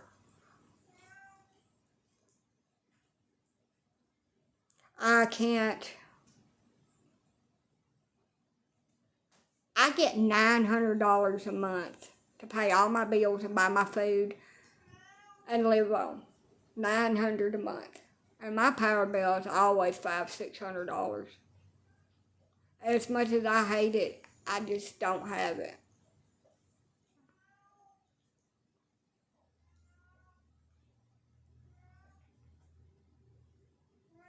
It's just not feasible to be able to rent a car. Some people, that is a feasible thing to do.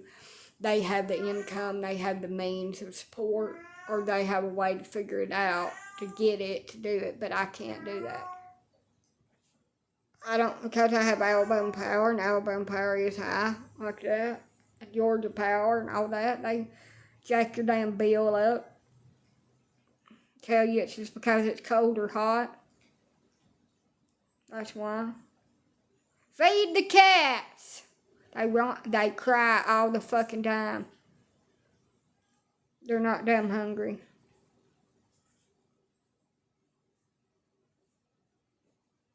Yeah. And because my income is less than $3,000, I don't qualify for financing on a car. You have to have $3,800 a month income to qualify for a car. And a car payment would be $300 to $400 a month, plus full coverage insurance, which would be about $200. So it would be $700 a month to get a vehicle on payments, and it's just not feasible. And I've never been able to qualify for a car without having a co-signer. I've had a couple of cars that I had on payments, and when my co-signers left me high and dry and wouldn't help me pay part of my car payment like they was, they come and got it because I couldn't afford it. No, I'm not able to work. I'm in Alabama, the shittiest state in the world. So I try to do visitation through the phone. I went on visitation for almost 2 years and drove to Birmingham and paid people and done without food and electricity and a lot of other things to be able to go and see her. And I just got where I couldn't afford it anymore. And I didn't see making myself go without food to go, even though I loved to go. It was my highlight of the month. I only get to see her twice a month. Anyway, for 2 hours. Yeah, my disability is too.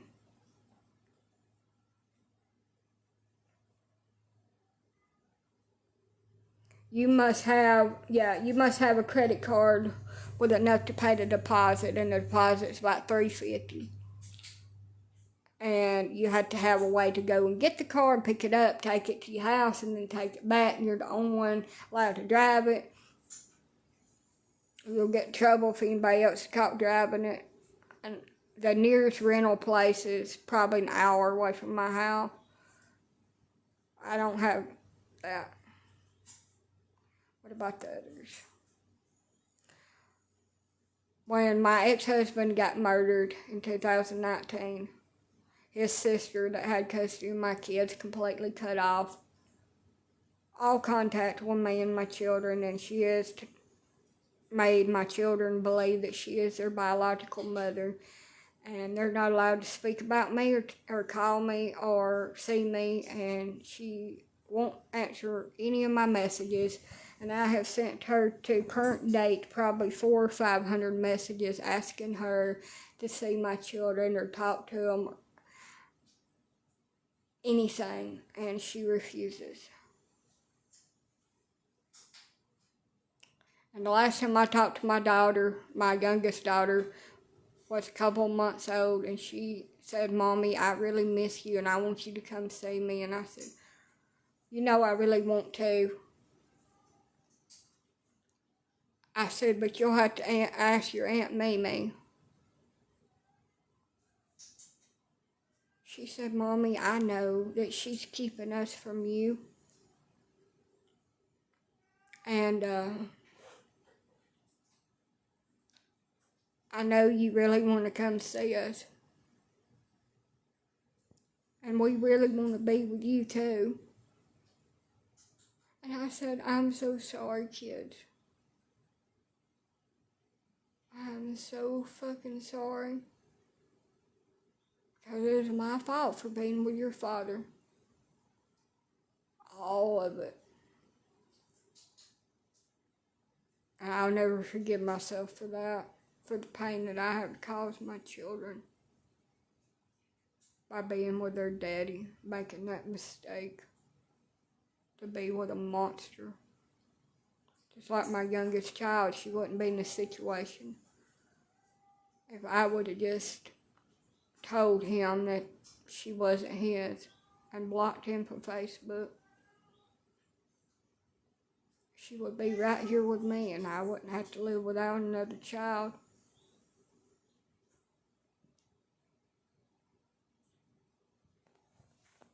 Now, I'm not perfect by no means. I've done a lot of dumb shit. I wouldn't even have my animals if I had my kids. There wouldn't be a void that I'm trying to fill with all the people that I've lost. My animals. I probably have one or two, but I wouldn't have all of them like I do.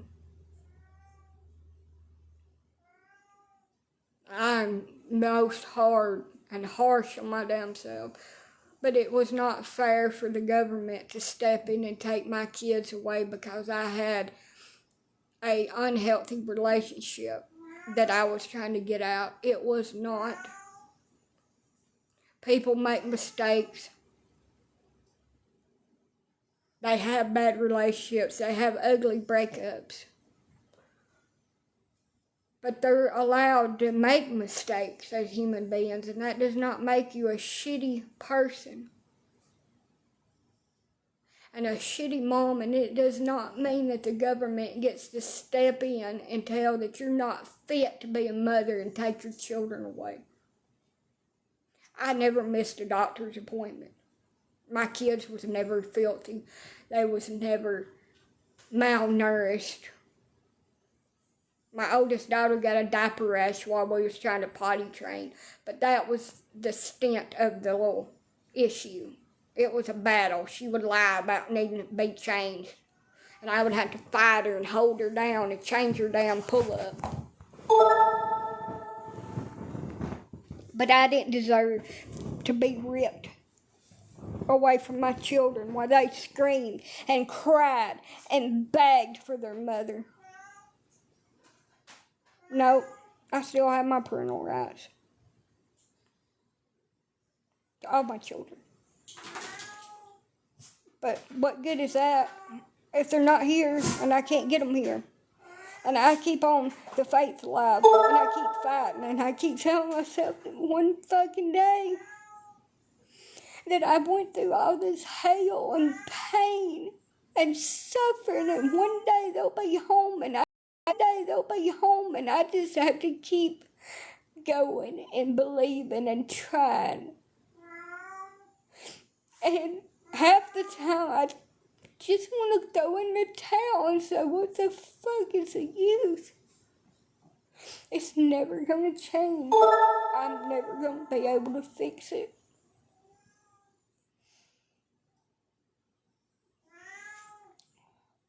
If I just get the trailer fixed and I get the yard fixed and I have a nice, wonderful home and I get the dogs a place fixed outside, they can come home, and I keep telling myself that. I get a lawyer, a good lawyer, I can fix it. But I can't. They're never gonna give them back. They're gonna argue with me. They're gonna bring up anything they can on me.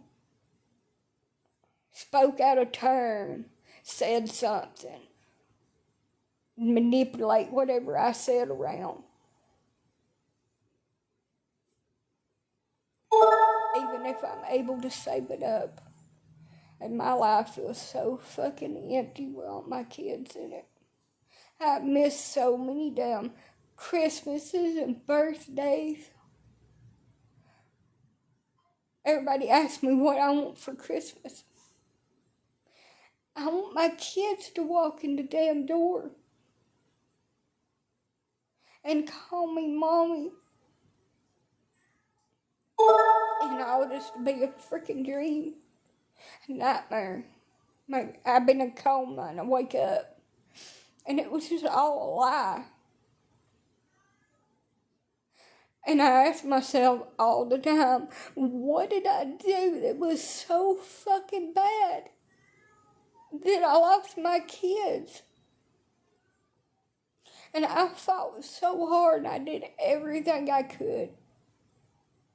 But I wouldn't give up my animal. This last time I wouldn't, and DHR didn't even say nothing about the damn dogs.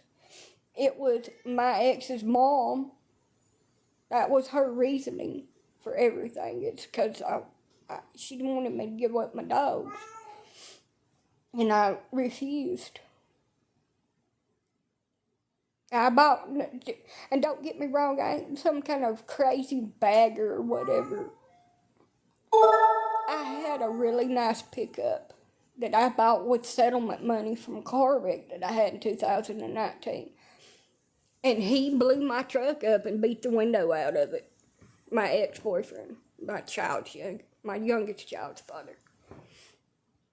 And I had to just leave it for junk because it wouldn't run no more.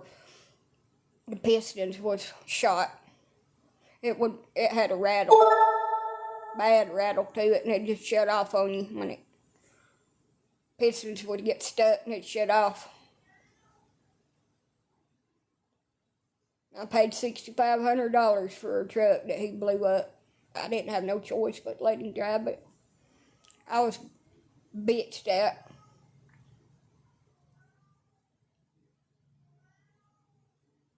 Yeah, they shouldn't they? But they don't. They don't. His mom, my youngest child's guardian, only allows me what is specified in the court documents.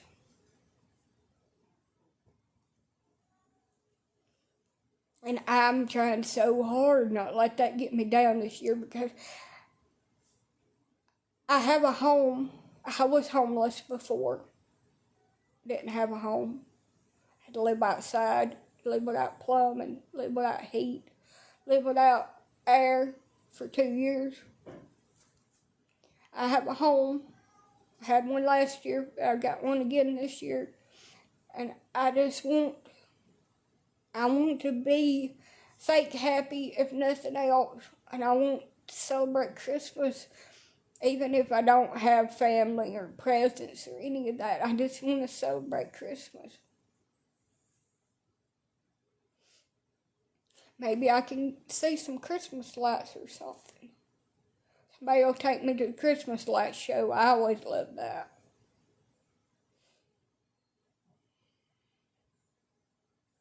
I just want to make some good memories over here in my home. Try to get rid of the bad ones. And I want to make the best out of whatever I've got. But I miss them so bad. And every time somebody gets pregnant and rubs it in my face, I feel like that's what they're doing. They're rubbing it in my face that I don't have my babies. And I can't have any more. Even if I want them. There's no way I don't ever carry another child because I had to go through IVF to do that. After losing my last baby, I am sterile.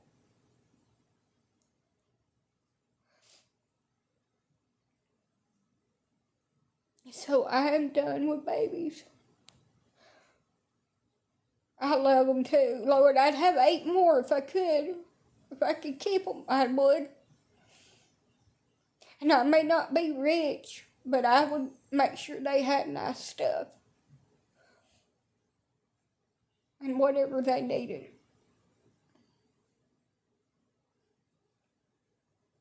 I can't. I got my dogs and can't leave them here to poop in the house and not be fed. I would do anything to have my family back and go for hours and drive around and watch Christmas lights. Have my kids. People that's got kids. All the little things that irritate you. Them calling you mom 1,000 times a day. Not being able to go to the bathroom, not having no personal space. Every little thing that irritates you, the mess that they make, the toys on the floor. Cut it out when that's gone.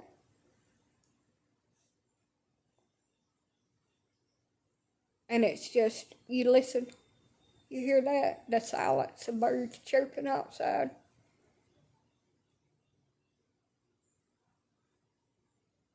That's the most heartbreaking sound that you'll ever hear. No laughter.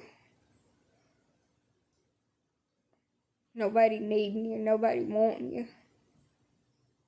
Just silence.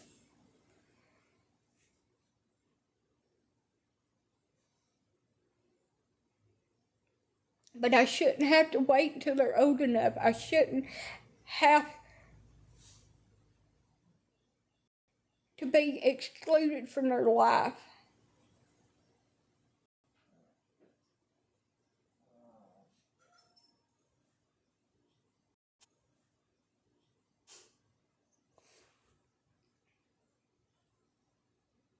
I shouldn't. I didn't do anything to deserve it. I just tried to get out of a bad situation. With no help. The law wouldn't help me. They left me there to be abused. The court system didn't help me. And the people, the social workers that told me, just tell me what's going on and we'll help you, they snatched them babies up quicker than my head could spin.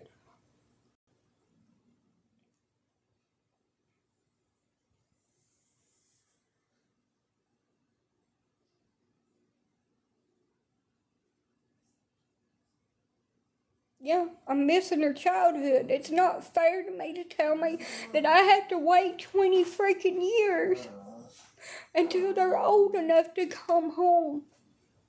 That's not fair. I've never done drugs. I've never beat my kids.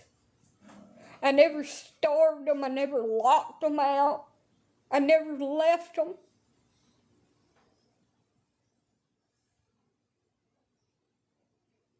I never let nobody else hurt them neither.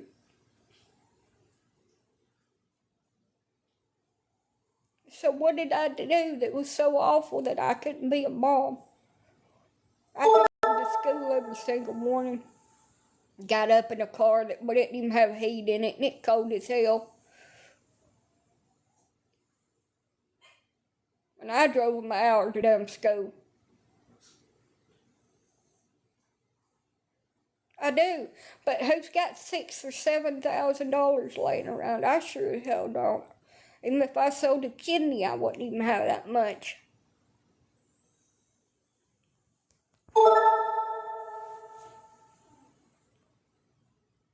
They took my oldest three for domestic violence, but me and their dad was getting a divorce. So I don't know how that was plausible. My youngest son, I wasn't gave a reason. My youngest daughter, I wasn't gave a reason. Other than the social worker telling the judge that I was just too stupid to be a mother. Too stupid.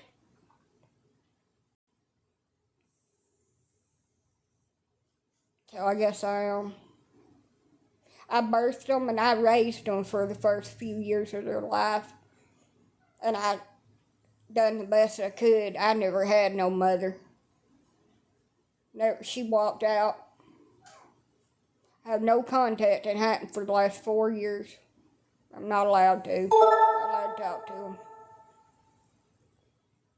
I live in Alabama. Everybody'd like to take her back to court. What damn money? What money? You have to have a vehicle. You have to be able to drive frickin' self an hour to damn court, because where I'd have to go to court at is an hour frickin' away. I did start a GoFundMe. Nobody donated $1 to it. Nobody ain't gonna donate to me, and I ain't gonna ask nobody for money. I reckon I'm gonna have to be famous for somebody. My house needs so much freaking work, and I'm gonna get in here and do it my damn self. I don't care if it cripples me. I get hurt real bad, so be it. Kill myself doing it. I don't care. I'm gonna get in here and do it because I can't afford to pay nobody to do it, and it needs to be done. Quit. You're growling.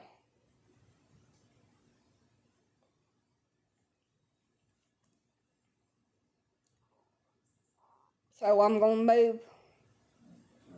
Hush. I'm gonna move my dogs into a different room. I'm gonna go back there and tear that whole bathroom out.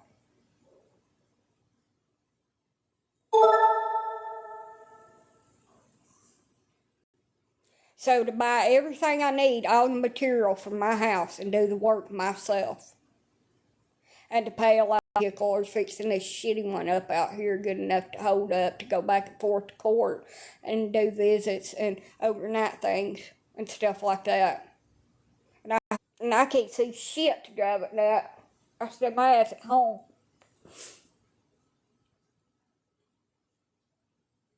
I have astigmatism so bad that it blinds the hell up out of me. I'm like that song, Double Vision. Ooh, ooh, double vision. I see 4 cars.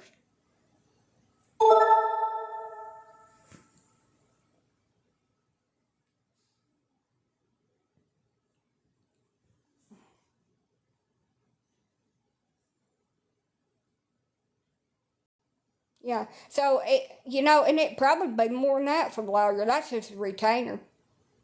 That is just like he said, it's $6,000 for the retainer, and then then I have to pay court costs on top of all that. It's $200 or $300 to file, and I have to keep on going and keep on going. Public defender is like going in the bathroom and going to wipe with some toilet paper and figuring out that they have run out and they have gave you the freaking paper towels. So it's going to take 11. It's going to take $5,000 worth of material to rehab this place, and I've got 1,000 saved up. Nobody's going to take a case like that pro bono and do anything. Nobody does that. I'm sorry, my phone sucks.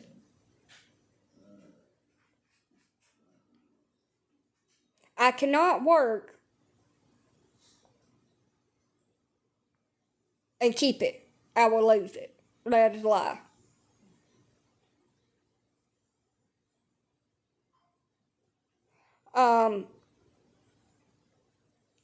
And it would take 6 for the lawyer, so that'd be about 11. Yep. I gotta get the car fixed. And a tag put back on it because they pulled the damn tag and the insurance. So what I'm hearing is a bunch of excuses. I do not want a court-appointed lawyer. If I'm going to go to bat and put myself through an emotional fucking battle of Armageddon with evil-ass individuals, I'm going to have somebody that's going to go in there and fight tooth and fucking nail for me. I'm not going to go in there with my pants down so I can get fucked up the ass. Maybe I can make it a little bit clearer to you.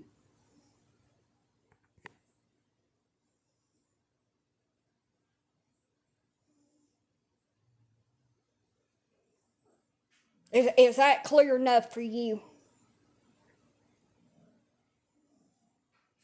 Period. I'm not working and risk losing what income that I've got because my friend worked and her ass lost every damn bit of her disability check. There. 10-4. So, obviously it can't get through your head, so I'll spell it out for you. I'm not going to put myself through that shit again. To go in there with a court-appointed lawyer that's been out of law school for 15 seconds, that don't know his ass from a hole in the ground and never worked a damn case in his life. So he can go in there and just agree to every damn thing that somebody else says and let me get my ass handed to me again by them. And I should just take my lube with me because I'm going to get cooked.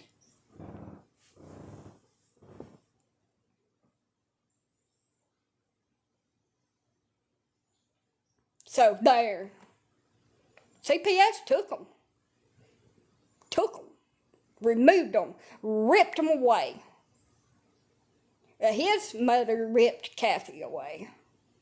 And then called CPS and they helped her get custody. I didn't sign shit.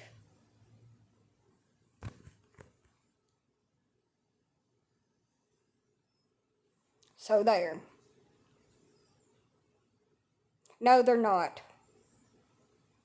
They're not no damn lawyer that does CPS cases pro bono because it's too much labor, too much work, too much time, too much back and forth shit. It's expensive, it's a lot of damn headache, and they don't nobody do it for free. Just like divorces, family law is a lot different than criminal. You might find somebody for criminal law that might do it pro bono, or some kind of case where you got injured and they think you're going to get a bunch of damn money off of it.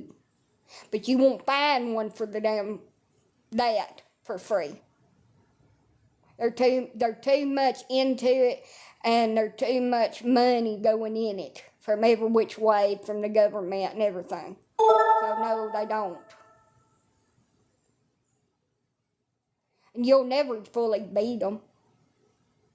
You might prove that half of what they say is a damn lie in there, but they'll always have the upper hand because the court will always side with them. And if you're not lucky enough to get a social worker that isn't biased against you and half-assed down likes you, you will get your ass handed to you. And God forbid that they have somebody that actually wants your child.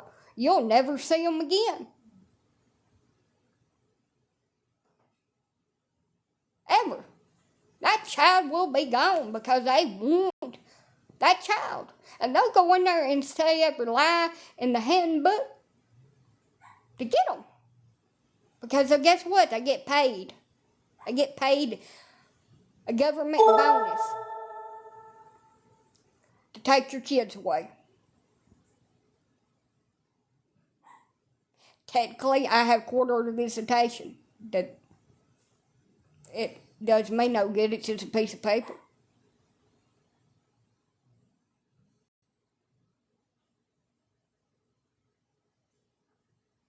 What grass are you talking about?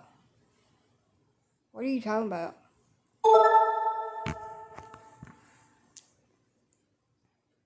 So, our lovely president, Democrat that we had years ago, that said, I did not have sex with that woman. That his wife run Donald Trump the last time he got elected. What about my yard? That's wrong with my damn yard.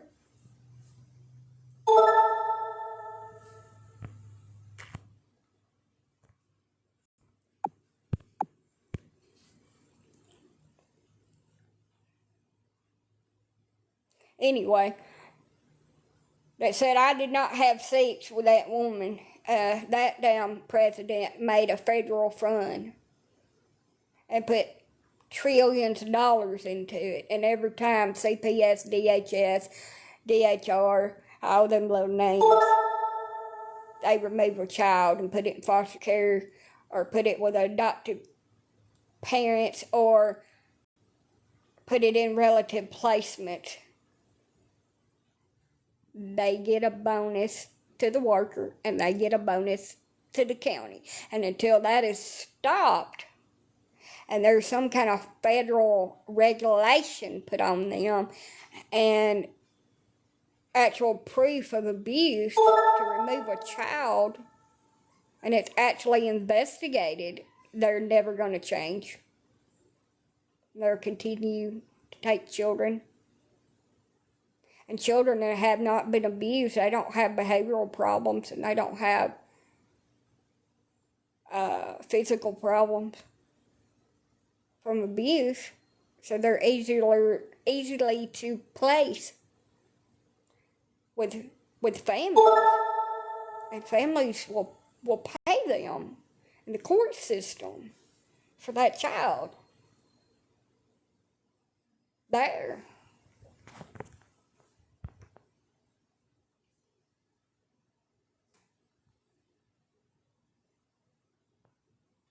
Until they're all took, every case that they do, and they're took in front of a panel of Supreme Court judges, and they had to lay out all their evidence against these parents and prove without a shadow of a doubt, like a court hearing for, not a court hearing, but like a criminal court hearing, and prove every single case without a shadow of doubt that they've been abusing that household. Listen to psychologists or psychiatrists if they're saying that it's environmental and it's detrimental to their mental health.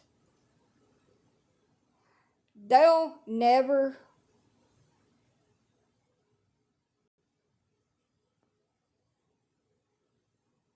be accountable for nothing. There's not no mods in here. But I did block that girl that talked about my gumminess. My teeth's over in the kitchen. You can kiss my ass. Until all these people, the judges, the DHR, the CPS, DHS, are held accountable for every single case and all their corruption, they'll never change. When you start putting social workers in jail for taking children away without probable cause of abuse,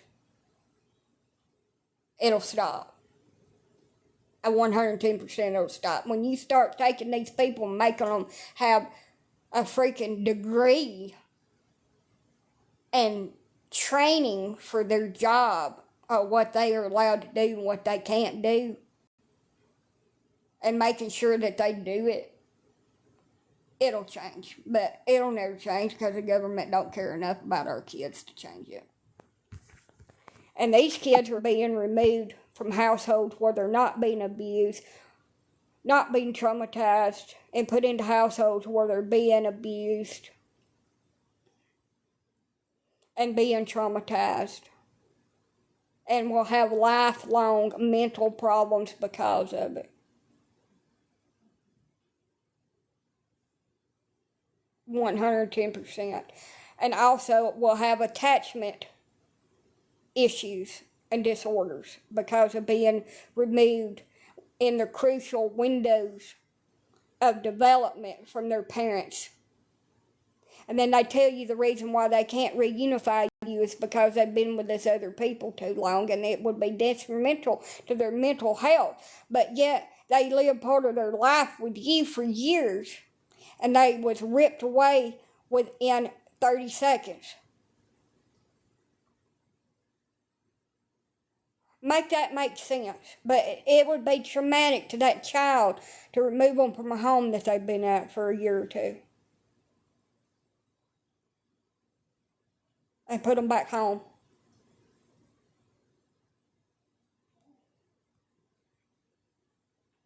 The end of days is among us.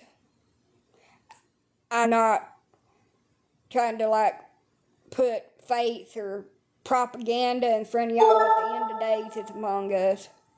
And our kids are the ones that's going to suffer. I'm not no foster parent. But I bet you know, after having my kids removed that I could go. But I bet you know, after having my kids removed that I could go and be a foster parent. They'd let me. because I'm allowed to babysit other people's kids. And they sure knew that I babysitted other people's kids, even when I had open case. And they didn't care, as long as I didn't have my own.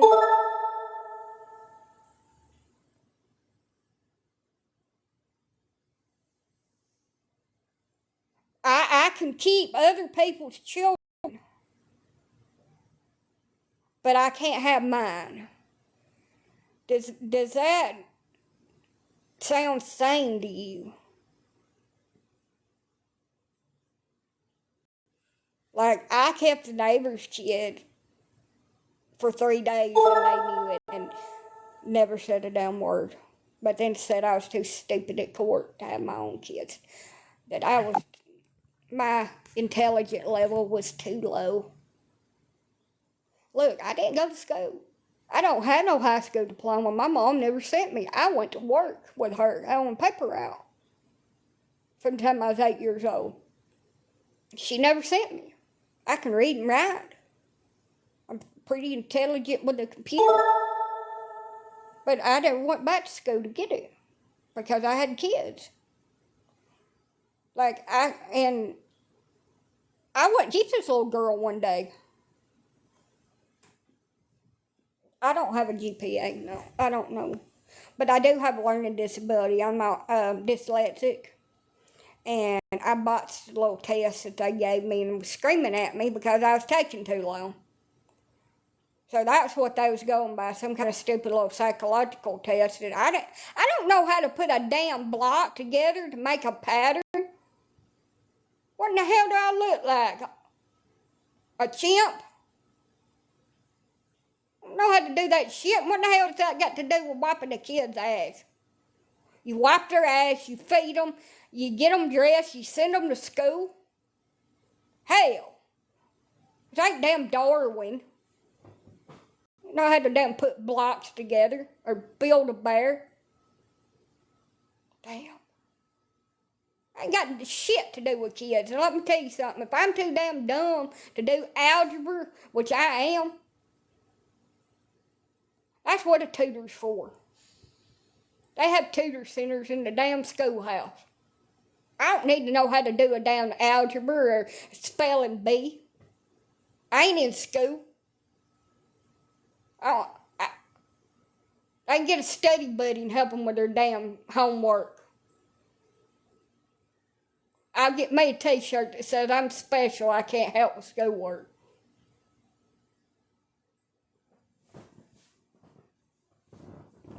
Because that shit that they got kids doing now is college level. Middle school. I don't know how to do none of that shit. How in the hell do you add together words to equal 2.75? I don't know.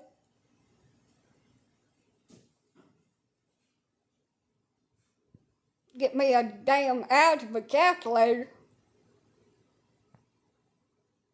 Nobody told me that I had to go to school to have kids. I thought you just lie down on your back.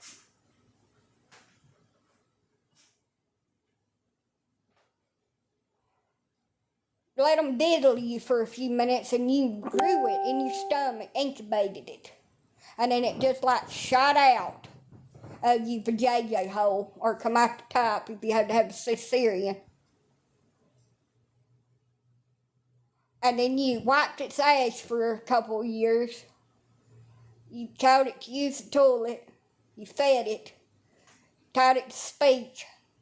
Put clothes on it. And you shipped it off to the schoolhouse where they done all the learning and whatnot. That's what I thought. They done all the learning at the schoolhouse. They feed them, and then they come back home, and you ask them about their day, and then they start talking about algebra and history and all that shit, and you just kind of turn it out there for a minute, tune it out, and, oh, how was that? And then the fun starts when your kid gets in junior high or high school, and they go through home ec. And they call it something else now, but hell, I don't know what in the hell it is, and they send them home with a little crying-ass baby. and they get to learn what it's like if they decide to have sex and have a baby in the teenage years, and you don't help them because you want them to learn that they don't want no baby until they're about 30. Yeah. So I didn't know that I had to put blocks together to make a puzzle, take care of the child. I thought I'd just put it to the boob, wiped its ass, and sent it on its way when it got old enough. That's what I thought. And encouraged it. You can do anything you want to do. Ain't that so nice, sweetie?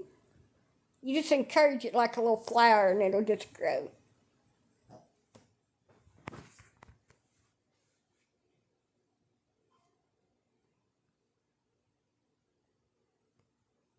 Whoever's being rude on here, I will find you. Yeah. It's called a smartphone. It's a computer. You don't need me to help you learn. Here you go. I got your own.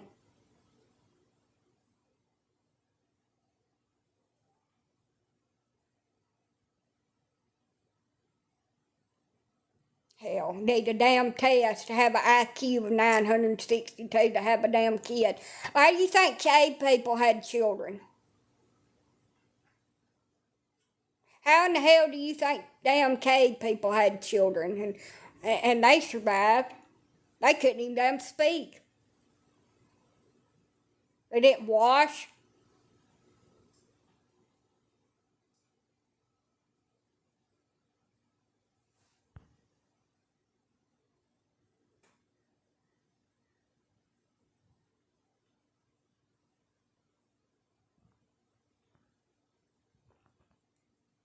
And if you don't like my content, you don't have to stay.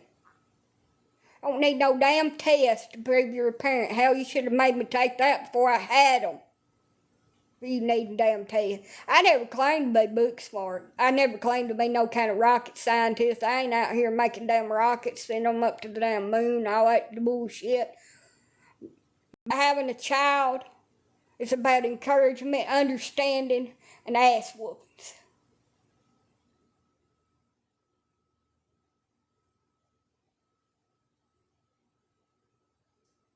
Well, that's how my childhood was. Well, ass whooping part. I never had to whoop mine. Never did.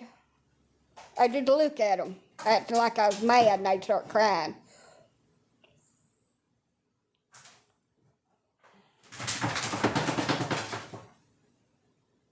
Oh, I am. I'm writing a book. I'm going to spell check it and everything on my little smartphone. And I'm going to have a British dude read it on little audible books for all y'all ladies. So you can hear it in a deep, manly voice with an accent.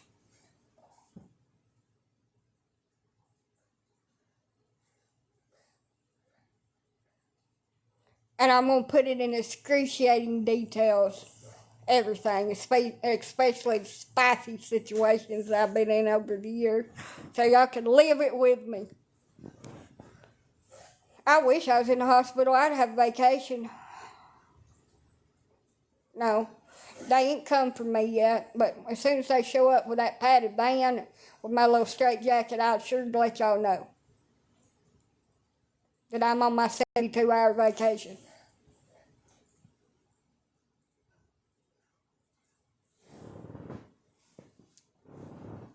My mother died from drugs. My father died from drugs. I was both two dumbasses that like to snort on my one.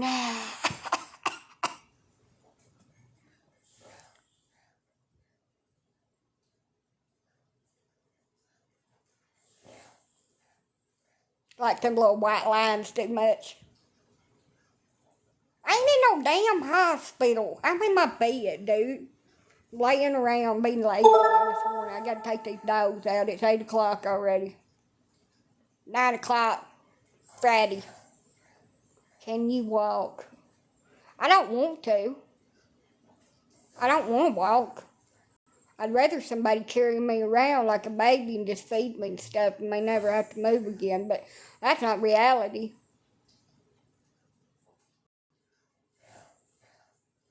That's not reality. I ain't in no damn hospital. I ain't going there. As much as I'd love a vacation.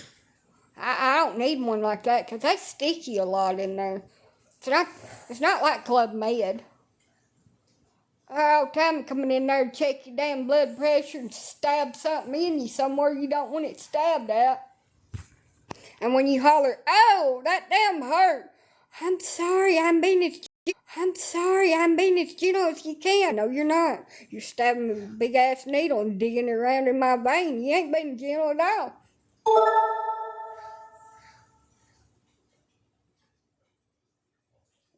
Doing it intentionally. And then last time I was in the hospital, my nurse tried to unalive my ass. She gave me something through my IV that you're only supposed to give in a muscle in your ass. I was on the worst trip of my life.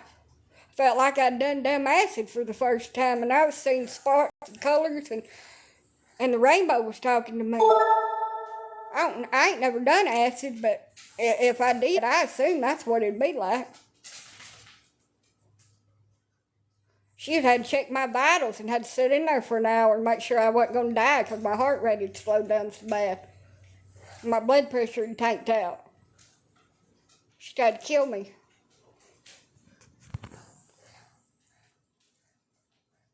They gave me some Phenergan because I said I was nauseous. I never said I was damn nauseous ever again. Through the IV. It's supposed to be a shot. You can't give that through IV. It's a big no-no. Ooh! But I could hear them birds talking to me like off Snow White. It was something. It's funny now.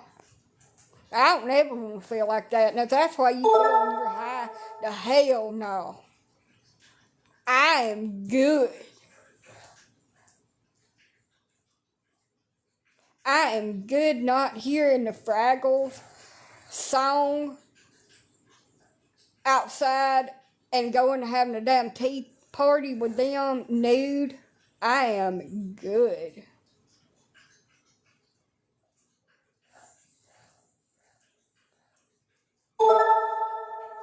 Cause I could see them little damn birds and shit off Snow White coming over there talking to me, and I just remember saying, I'm gonna go to sleep now. I go, oh yeah, she said she made a mistake. She sent the nurse's aide in there to give it to me while she made her rounds, and she put it in my IV, and I thought it was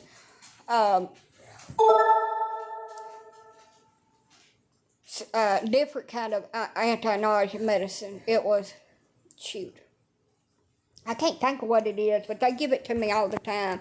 Some little pills. It don't make you sleepy or nothing. It just takes the nausea away. You know what I'm talking about.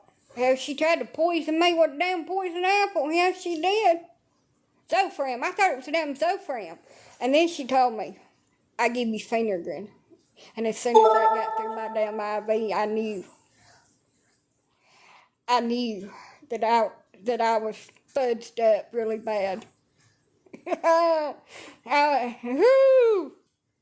I started seeing colors and talking to the damn rainbow and those birds, and there's all kind of nice shit in my room. Wasn't really there. And then I felt this warm feeling all over my body, just this little warm feeling. Cannot be given through an IV. Should never be given intravenously. It's on the bottle at the hospital. Do not give this intravenously. Give in a muscle. Or by mouth if it's like oral. Do not. And it said that on the... And she come in there and said, oopsie. No, but I seen a damn bottle of it. She brought it in there and showed it to me. She said, yeah, right here it says that you shouldn't be giving it intravenously through the IV. Oh, it wasn't diluted, honey. It wasn't. She gave me the maximum dose of the shit. She tried to kill me. I thought I was gonna damn die. I ain't never felt like that unless they took me into surgery. I felt like I was dying. I ain't no doctor, but I know what the nurse told me that done it to me. She said, "Eats, we weren't supposed to give that through the IV. She was supposed to give it to you in the hip." It said on the freaking bottle you're not supposed to from the manufacturer. So I guess you're not, but I guess a lot of people just throw that shit up out the window and just say, well, we'll dilute it and hope for the best, and they'll just go to sleep.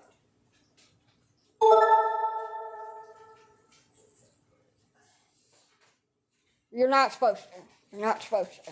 You're really not, because it like says that.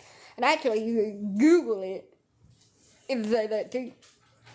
But anyway, she said, you're not supposed to give it through the IV. She was a registered nurse at the hospital.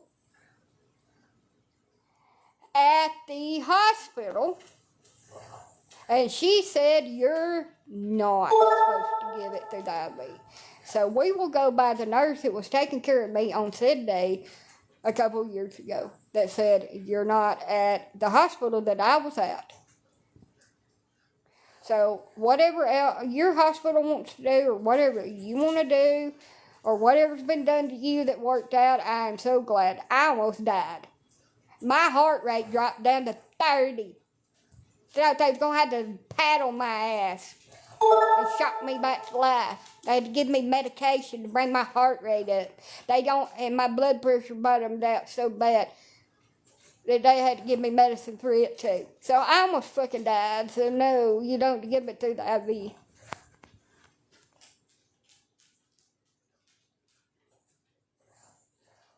No, at least not to me.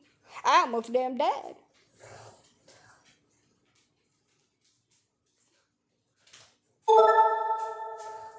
So they almost killed me. So I'm so glad it works for everybody else. I don't never want no more of that shit. I ain't good for the rest of my natural days. I don't want no more of that.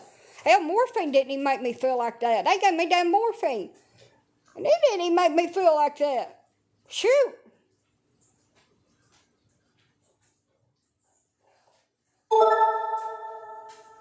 No, I wasn't allergic.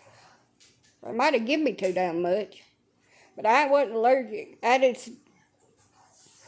It just didn't go very well. And she was like, we shouldn't have gave it to the IV. We wasn't supposed to. It's against hospital policy to do that at that hospital. I never asked for that. I wanted Zofran anyway.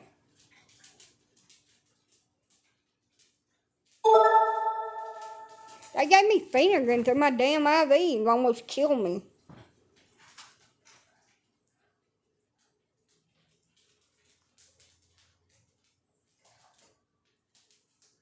Yeah. She had pretty good bit in that syringe.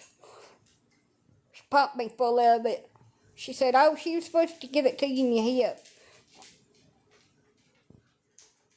Yeah. I slept for about 8 hours straight though. I tell you that. I slept for 8 hours.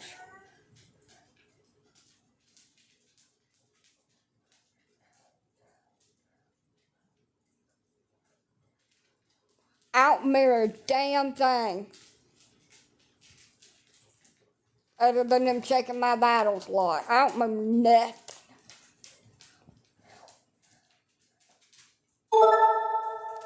She never gave me no more of that shit.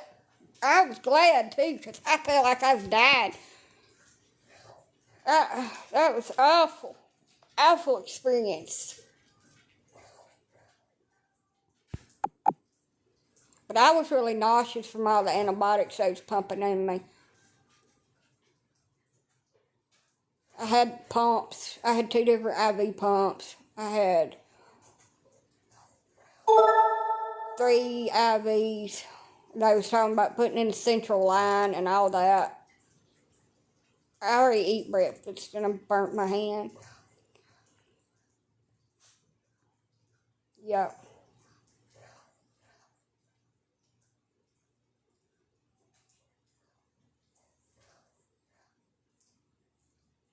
I was septic, knocking on death's door. I wasn't allowed to go to the doctor because I was wasting his time, and I was fine. So I let my kidney infection go until I got septic, and then when I was dying, I went to the hospital, and they put me in the ICU with a heart rate of 120.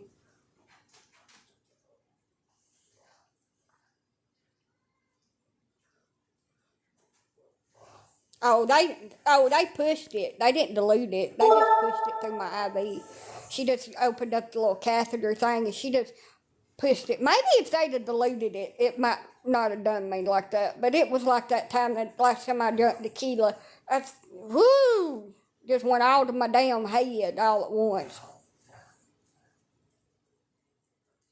Wasn't like, I mean, I'd been wasting my boyfriend's time, and he got mad. I couldn't go to the doctor. He had things to do, and he couldn't take me. I'm fine. I could just wait. Oh, it wasn't diluted. It wasn't diluted at all. If y'all are saying it's supposed to be diluted in a bag of IV, no, they pushed it. They pushed it, the whole dose, in my damn IV little catheter thing. Pumped that shit through my body, and I thought I was going to die. Wasting his time. I did leave him. No wonder. I didn't know what y'all was saying about being diluted. I don't know nothing about diluting things, but hell, she didn't dilute it. She just pushed it. She pushed it straight in. No wonder.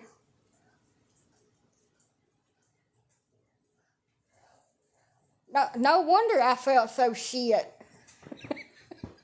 She tried to get me. I was a good patient though. No, it wasn't diluted at all. She just pushed it.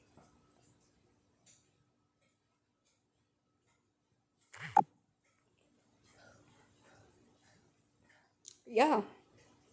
I got red man syndrome too. I was on some kind of antibiotic.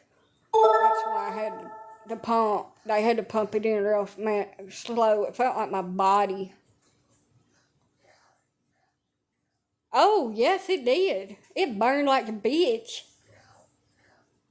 But so did all the other shit that they was pumping in me. And they busted one of my veins, and they pumped that old antibiotic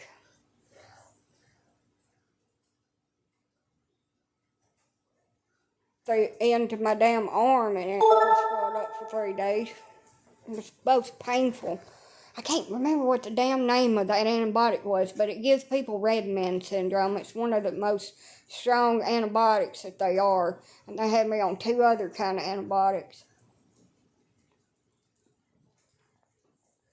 But hell, everything hurt, and I had mastitis on top of every damn thing else. I was sick as a dog. No. No, it wasn't nothing them. No, but I did get...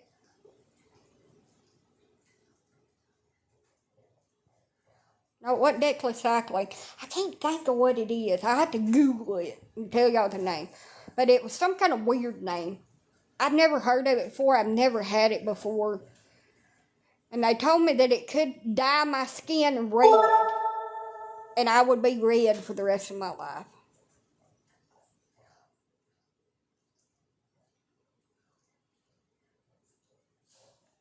But I can't remember what the damn name of it is. Anyway, I don't remember the other 2 either.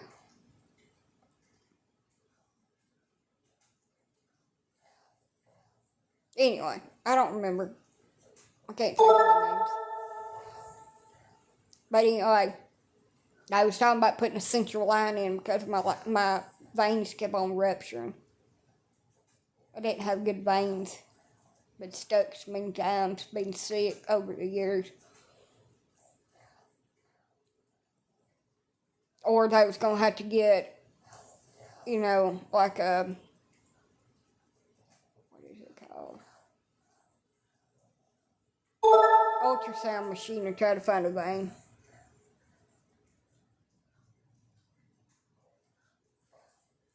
So, I'm glad none of that happened. I finally talked them into sending my ass home. I just want to go home. I stayed 4 or 5 days in the ICU and then about that long in the damn regular hospital. I had mastitis so bad.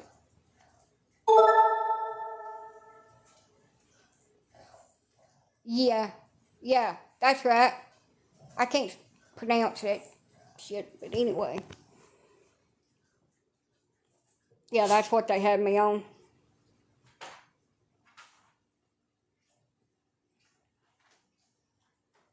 Anyway, it was rough. The pump I took to the hospital broke, so I couldn't pump. My daughter come one time, stayed for like 5 minutes, and she wanted to nurse. So I let her nurse. I asked the nurse before I did it if anything I was on would affect my daughter, because that was the last thing I wanted. She said no, so I did it. And he bitched at me the entire time, saying I was going to hurt her and give her whatever I had in my body. Well, she might have been a little bit radioactive because they didn't inform me that I was supposed to wait so many hours after having dye put in my system, where they done a CAT scan or an MRI or whatever the hell they do with contrast dye. MRI, I think. I don't remember which one it is, so don't quote me on that. I ain't a doctor.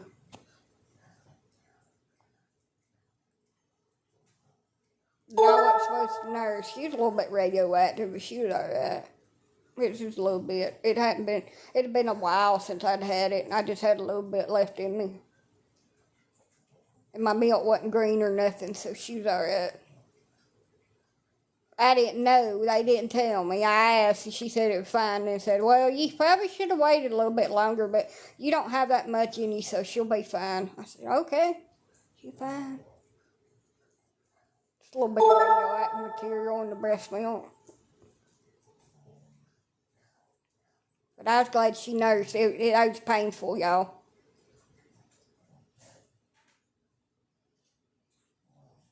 I miss my little girl.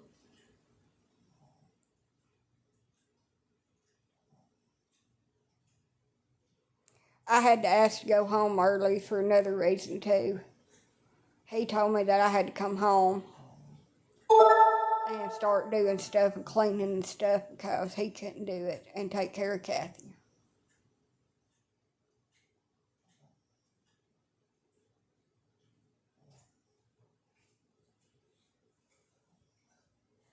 So I had to go home and take care of my little girl. And when I got home, he had not let the dogs out the entire time I was in the hospital. The entire freaking time. So they was shit from one end of the house to the other that I had to clean up as soon as I got home from being septic in the damn hospital, and I could barely damn stand up. I was so weak and out of it. He couldn't take care of her, but he wanted to keep her from me. Yep, exactly. Couldn't take care of her. Couldn't handle her. She wanted me. I had made her not like him, not want him. She wanted me. She wanted her mother. I needed to come home and take care of her. He couldn't take care of the animals. And I need to come home and take care of my dogs. All you gotta do is feed them, let them out to shit. All you have to do. How is that so freaking, What come visit me in the hospital? He said he didn't like hospitals. There's bad memories there.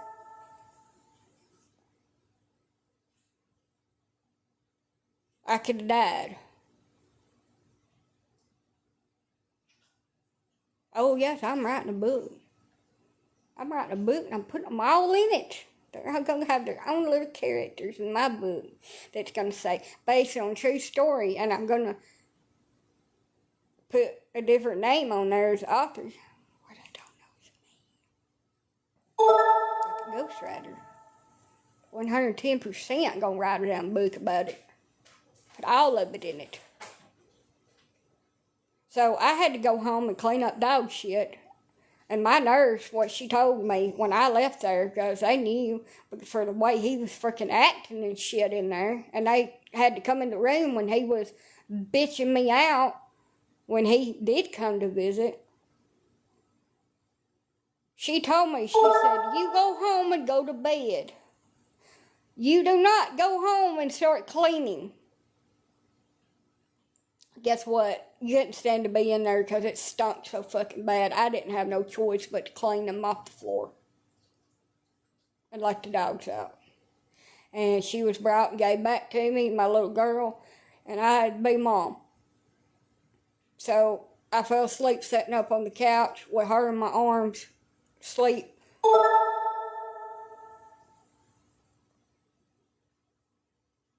Like I'd done 1,000,000 times before. No matter how sick I was, I took care of her. Made sure she was. I fell asleep sitting up. And then I'd just wake up and I'd lay down on the couch and just go to sleep. Didn't even worry about going to the bed. And I'd just hold her little warm body, smell of her hair like a creep. When I was so sick with my son, be pregnant with him, all I done was throw up. I don't want that ever again. Morning sickness, never. I would sit there on the floor and try to play with her and doze off and jump myself back awake. Because I couldn't go to sleep with her up. There was no way. And she got tired and come over there and riffled my shirt up and took what she wanted. And fell asleep on me, and me sitting in the floor with my ass asleep because I'd been sitting there so long trying to play with her, feeling like I was 4 shades of green.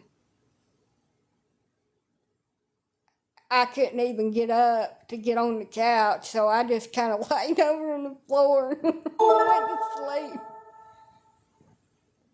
I can't get up by myself. I couldn't feel my legs, they wouldn't move. So she went to sleep on me, and we just laid down on the floor and went to sleep.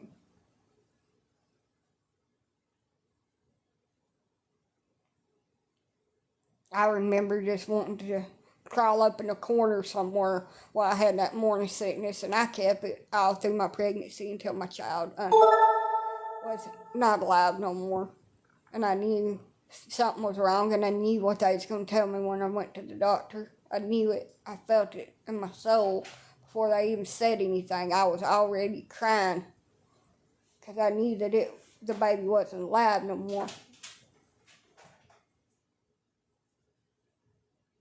And I couldn't bear the thought of waiting another week.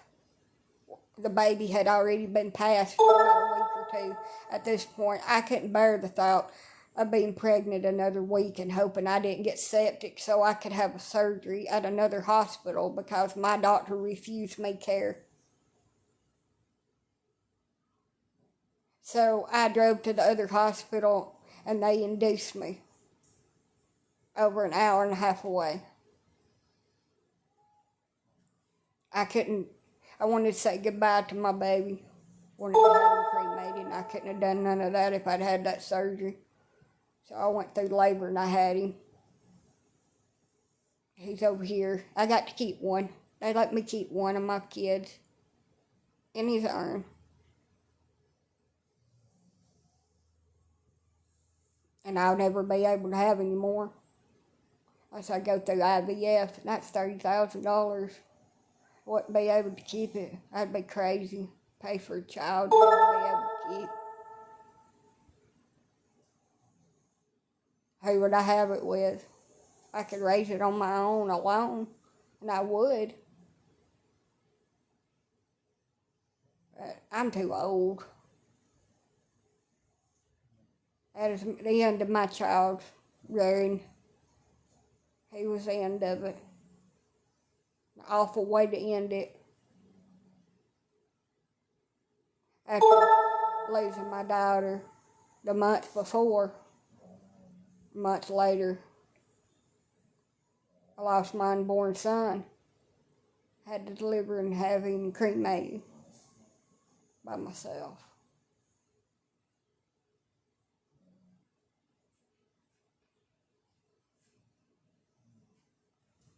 Look, I'm too damn old to be having babies. My uterus has been filled like Loretta Lynn's. I've got the pill.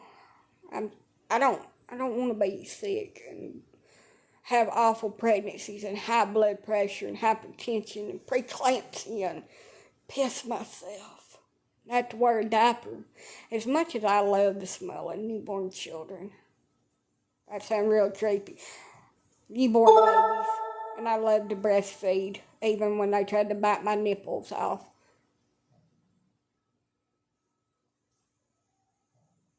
I will never put myself in the position to get pregnant and have to say goodbye to another child, whether that be losing custody of it and not being a part of its life, or having to put it in an urn. I won't do it. Oh, by the way, if your nipple gets bit off, you can just stick it back on and it'll regrow. Just so you know. And it hurts really bad. But it's fixable. It reattaches. You just have a little scar there. PSA. If you plan on breastfeeding. I'm just saying. Also, make sure your hands are clean at night. Because when they clamp down,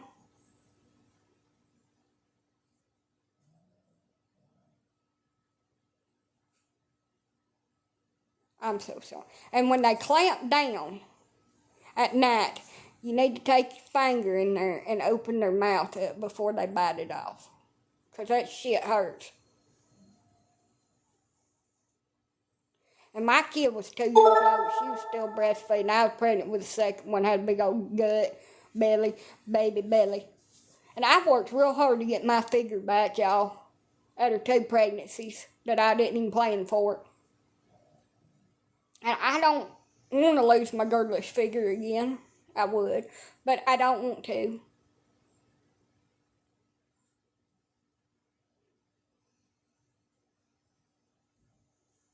Listen, my damn dog's over here snoring. I like chainsaws running. I think it's grandbabies in my future, not babies. Even though I make milk and I could be somebody's wet nurse right now. I don't know why my body's just weird. I am just going to say 5 is enough. 5 is more than enough. And how is it being 36 and pregnant?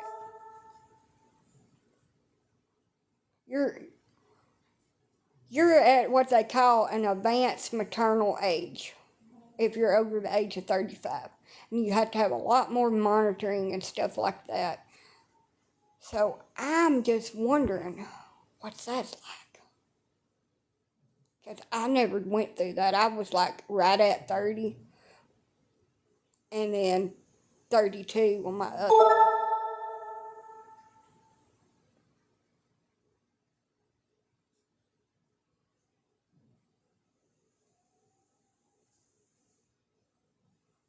So I'm just wondering.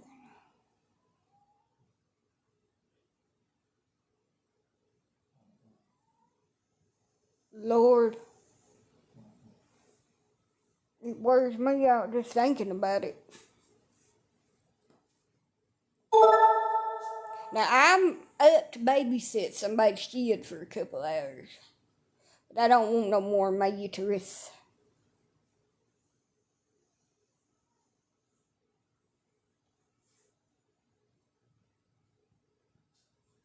So I refuse to do an amniocentesis because there's a real risk of like miscarriage and bleeding and rupturing the membrane around the baby, and I think that's too big of a risk. They don't allow abortions at all in my state anymore, even for stuff like that, and I wouldn't anyway.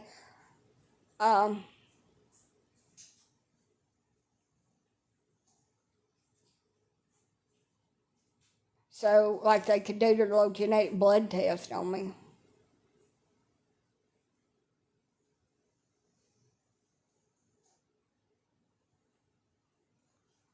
But they asked me when my youngest daughter, she had some kind of chromosomal disorder when I was pregnant with her, if I would go to Georgia. Then this was back in 2013. If I'd go to Georgia and abort her. And I said no. I'm aborting my little girl. I can feel her kick and move, and I'm bonded with her. Are you insane? I was 26 or 27 weeks pregnant at this point.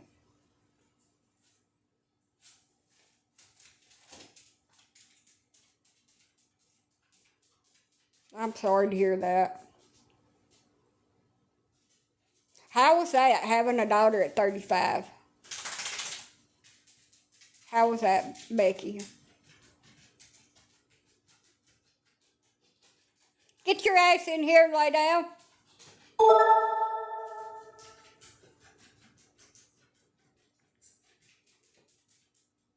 Hell to the no to the. You keep his swimmer dimmers over there, and you can baste your damn turkey for Thanksgiving with that thing, because I don't want that, and it wouldn't work anyway, because I had to. So, in order for me to have a child, I'll have to do medication and shots. They'd have to take my egg out, fertilize it, let it grow in a petri dish, and then put it back in and hope that it takes. Because whatever happened to me when I lost my son and had to have him and everything, nothing works no more. So, I'm done. And I don't have $40,000 to pay for something like that. I already have 5 children. My doctor was like, well, I mean, if you really want another baby, and the only reason I went is trying to figure out what happened with my son, why I lost him, why he passed at 17 weeks of pregnancy. That's the only reason why I went. And it didn't really give me the answers that I wanted. It just told me I was infertile. But anywho, he told me if I wanted to, it didn't really give me the answers that I wanted. It just told me I was infertile. But anywho, he told me if I wanted to,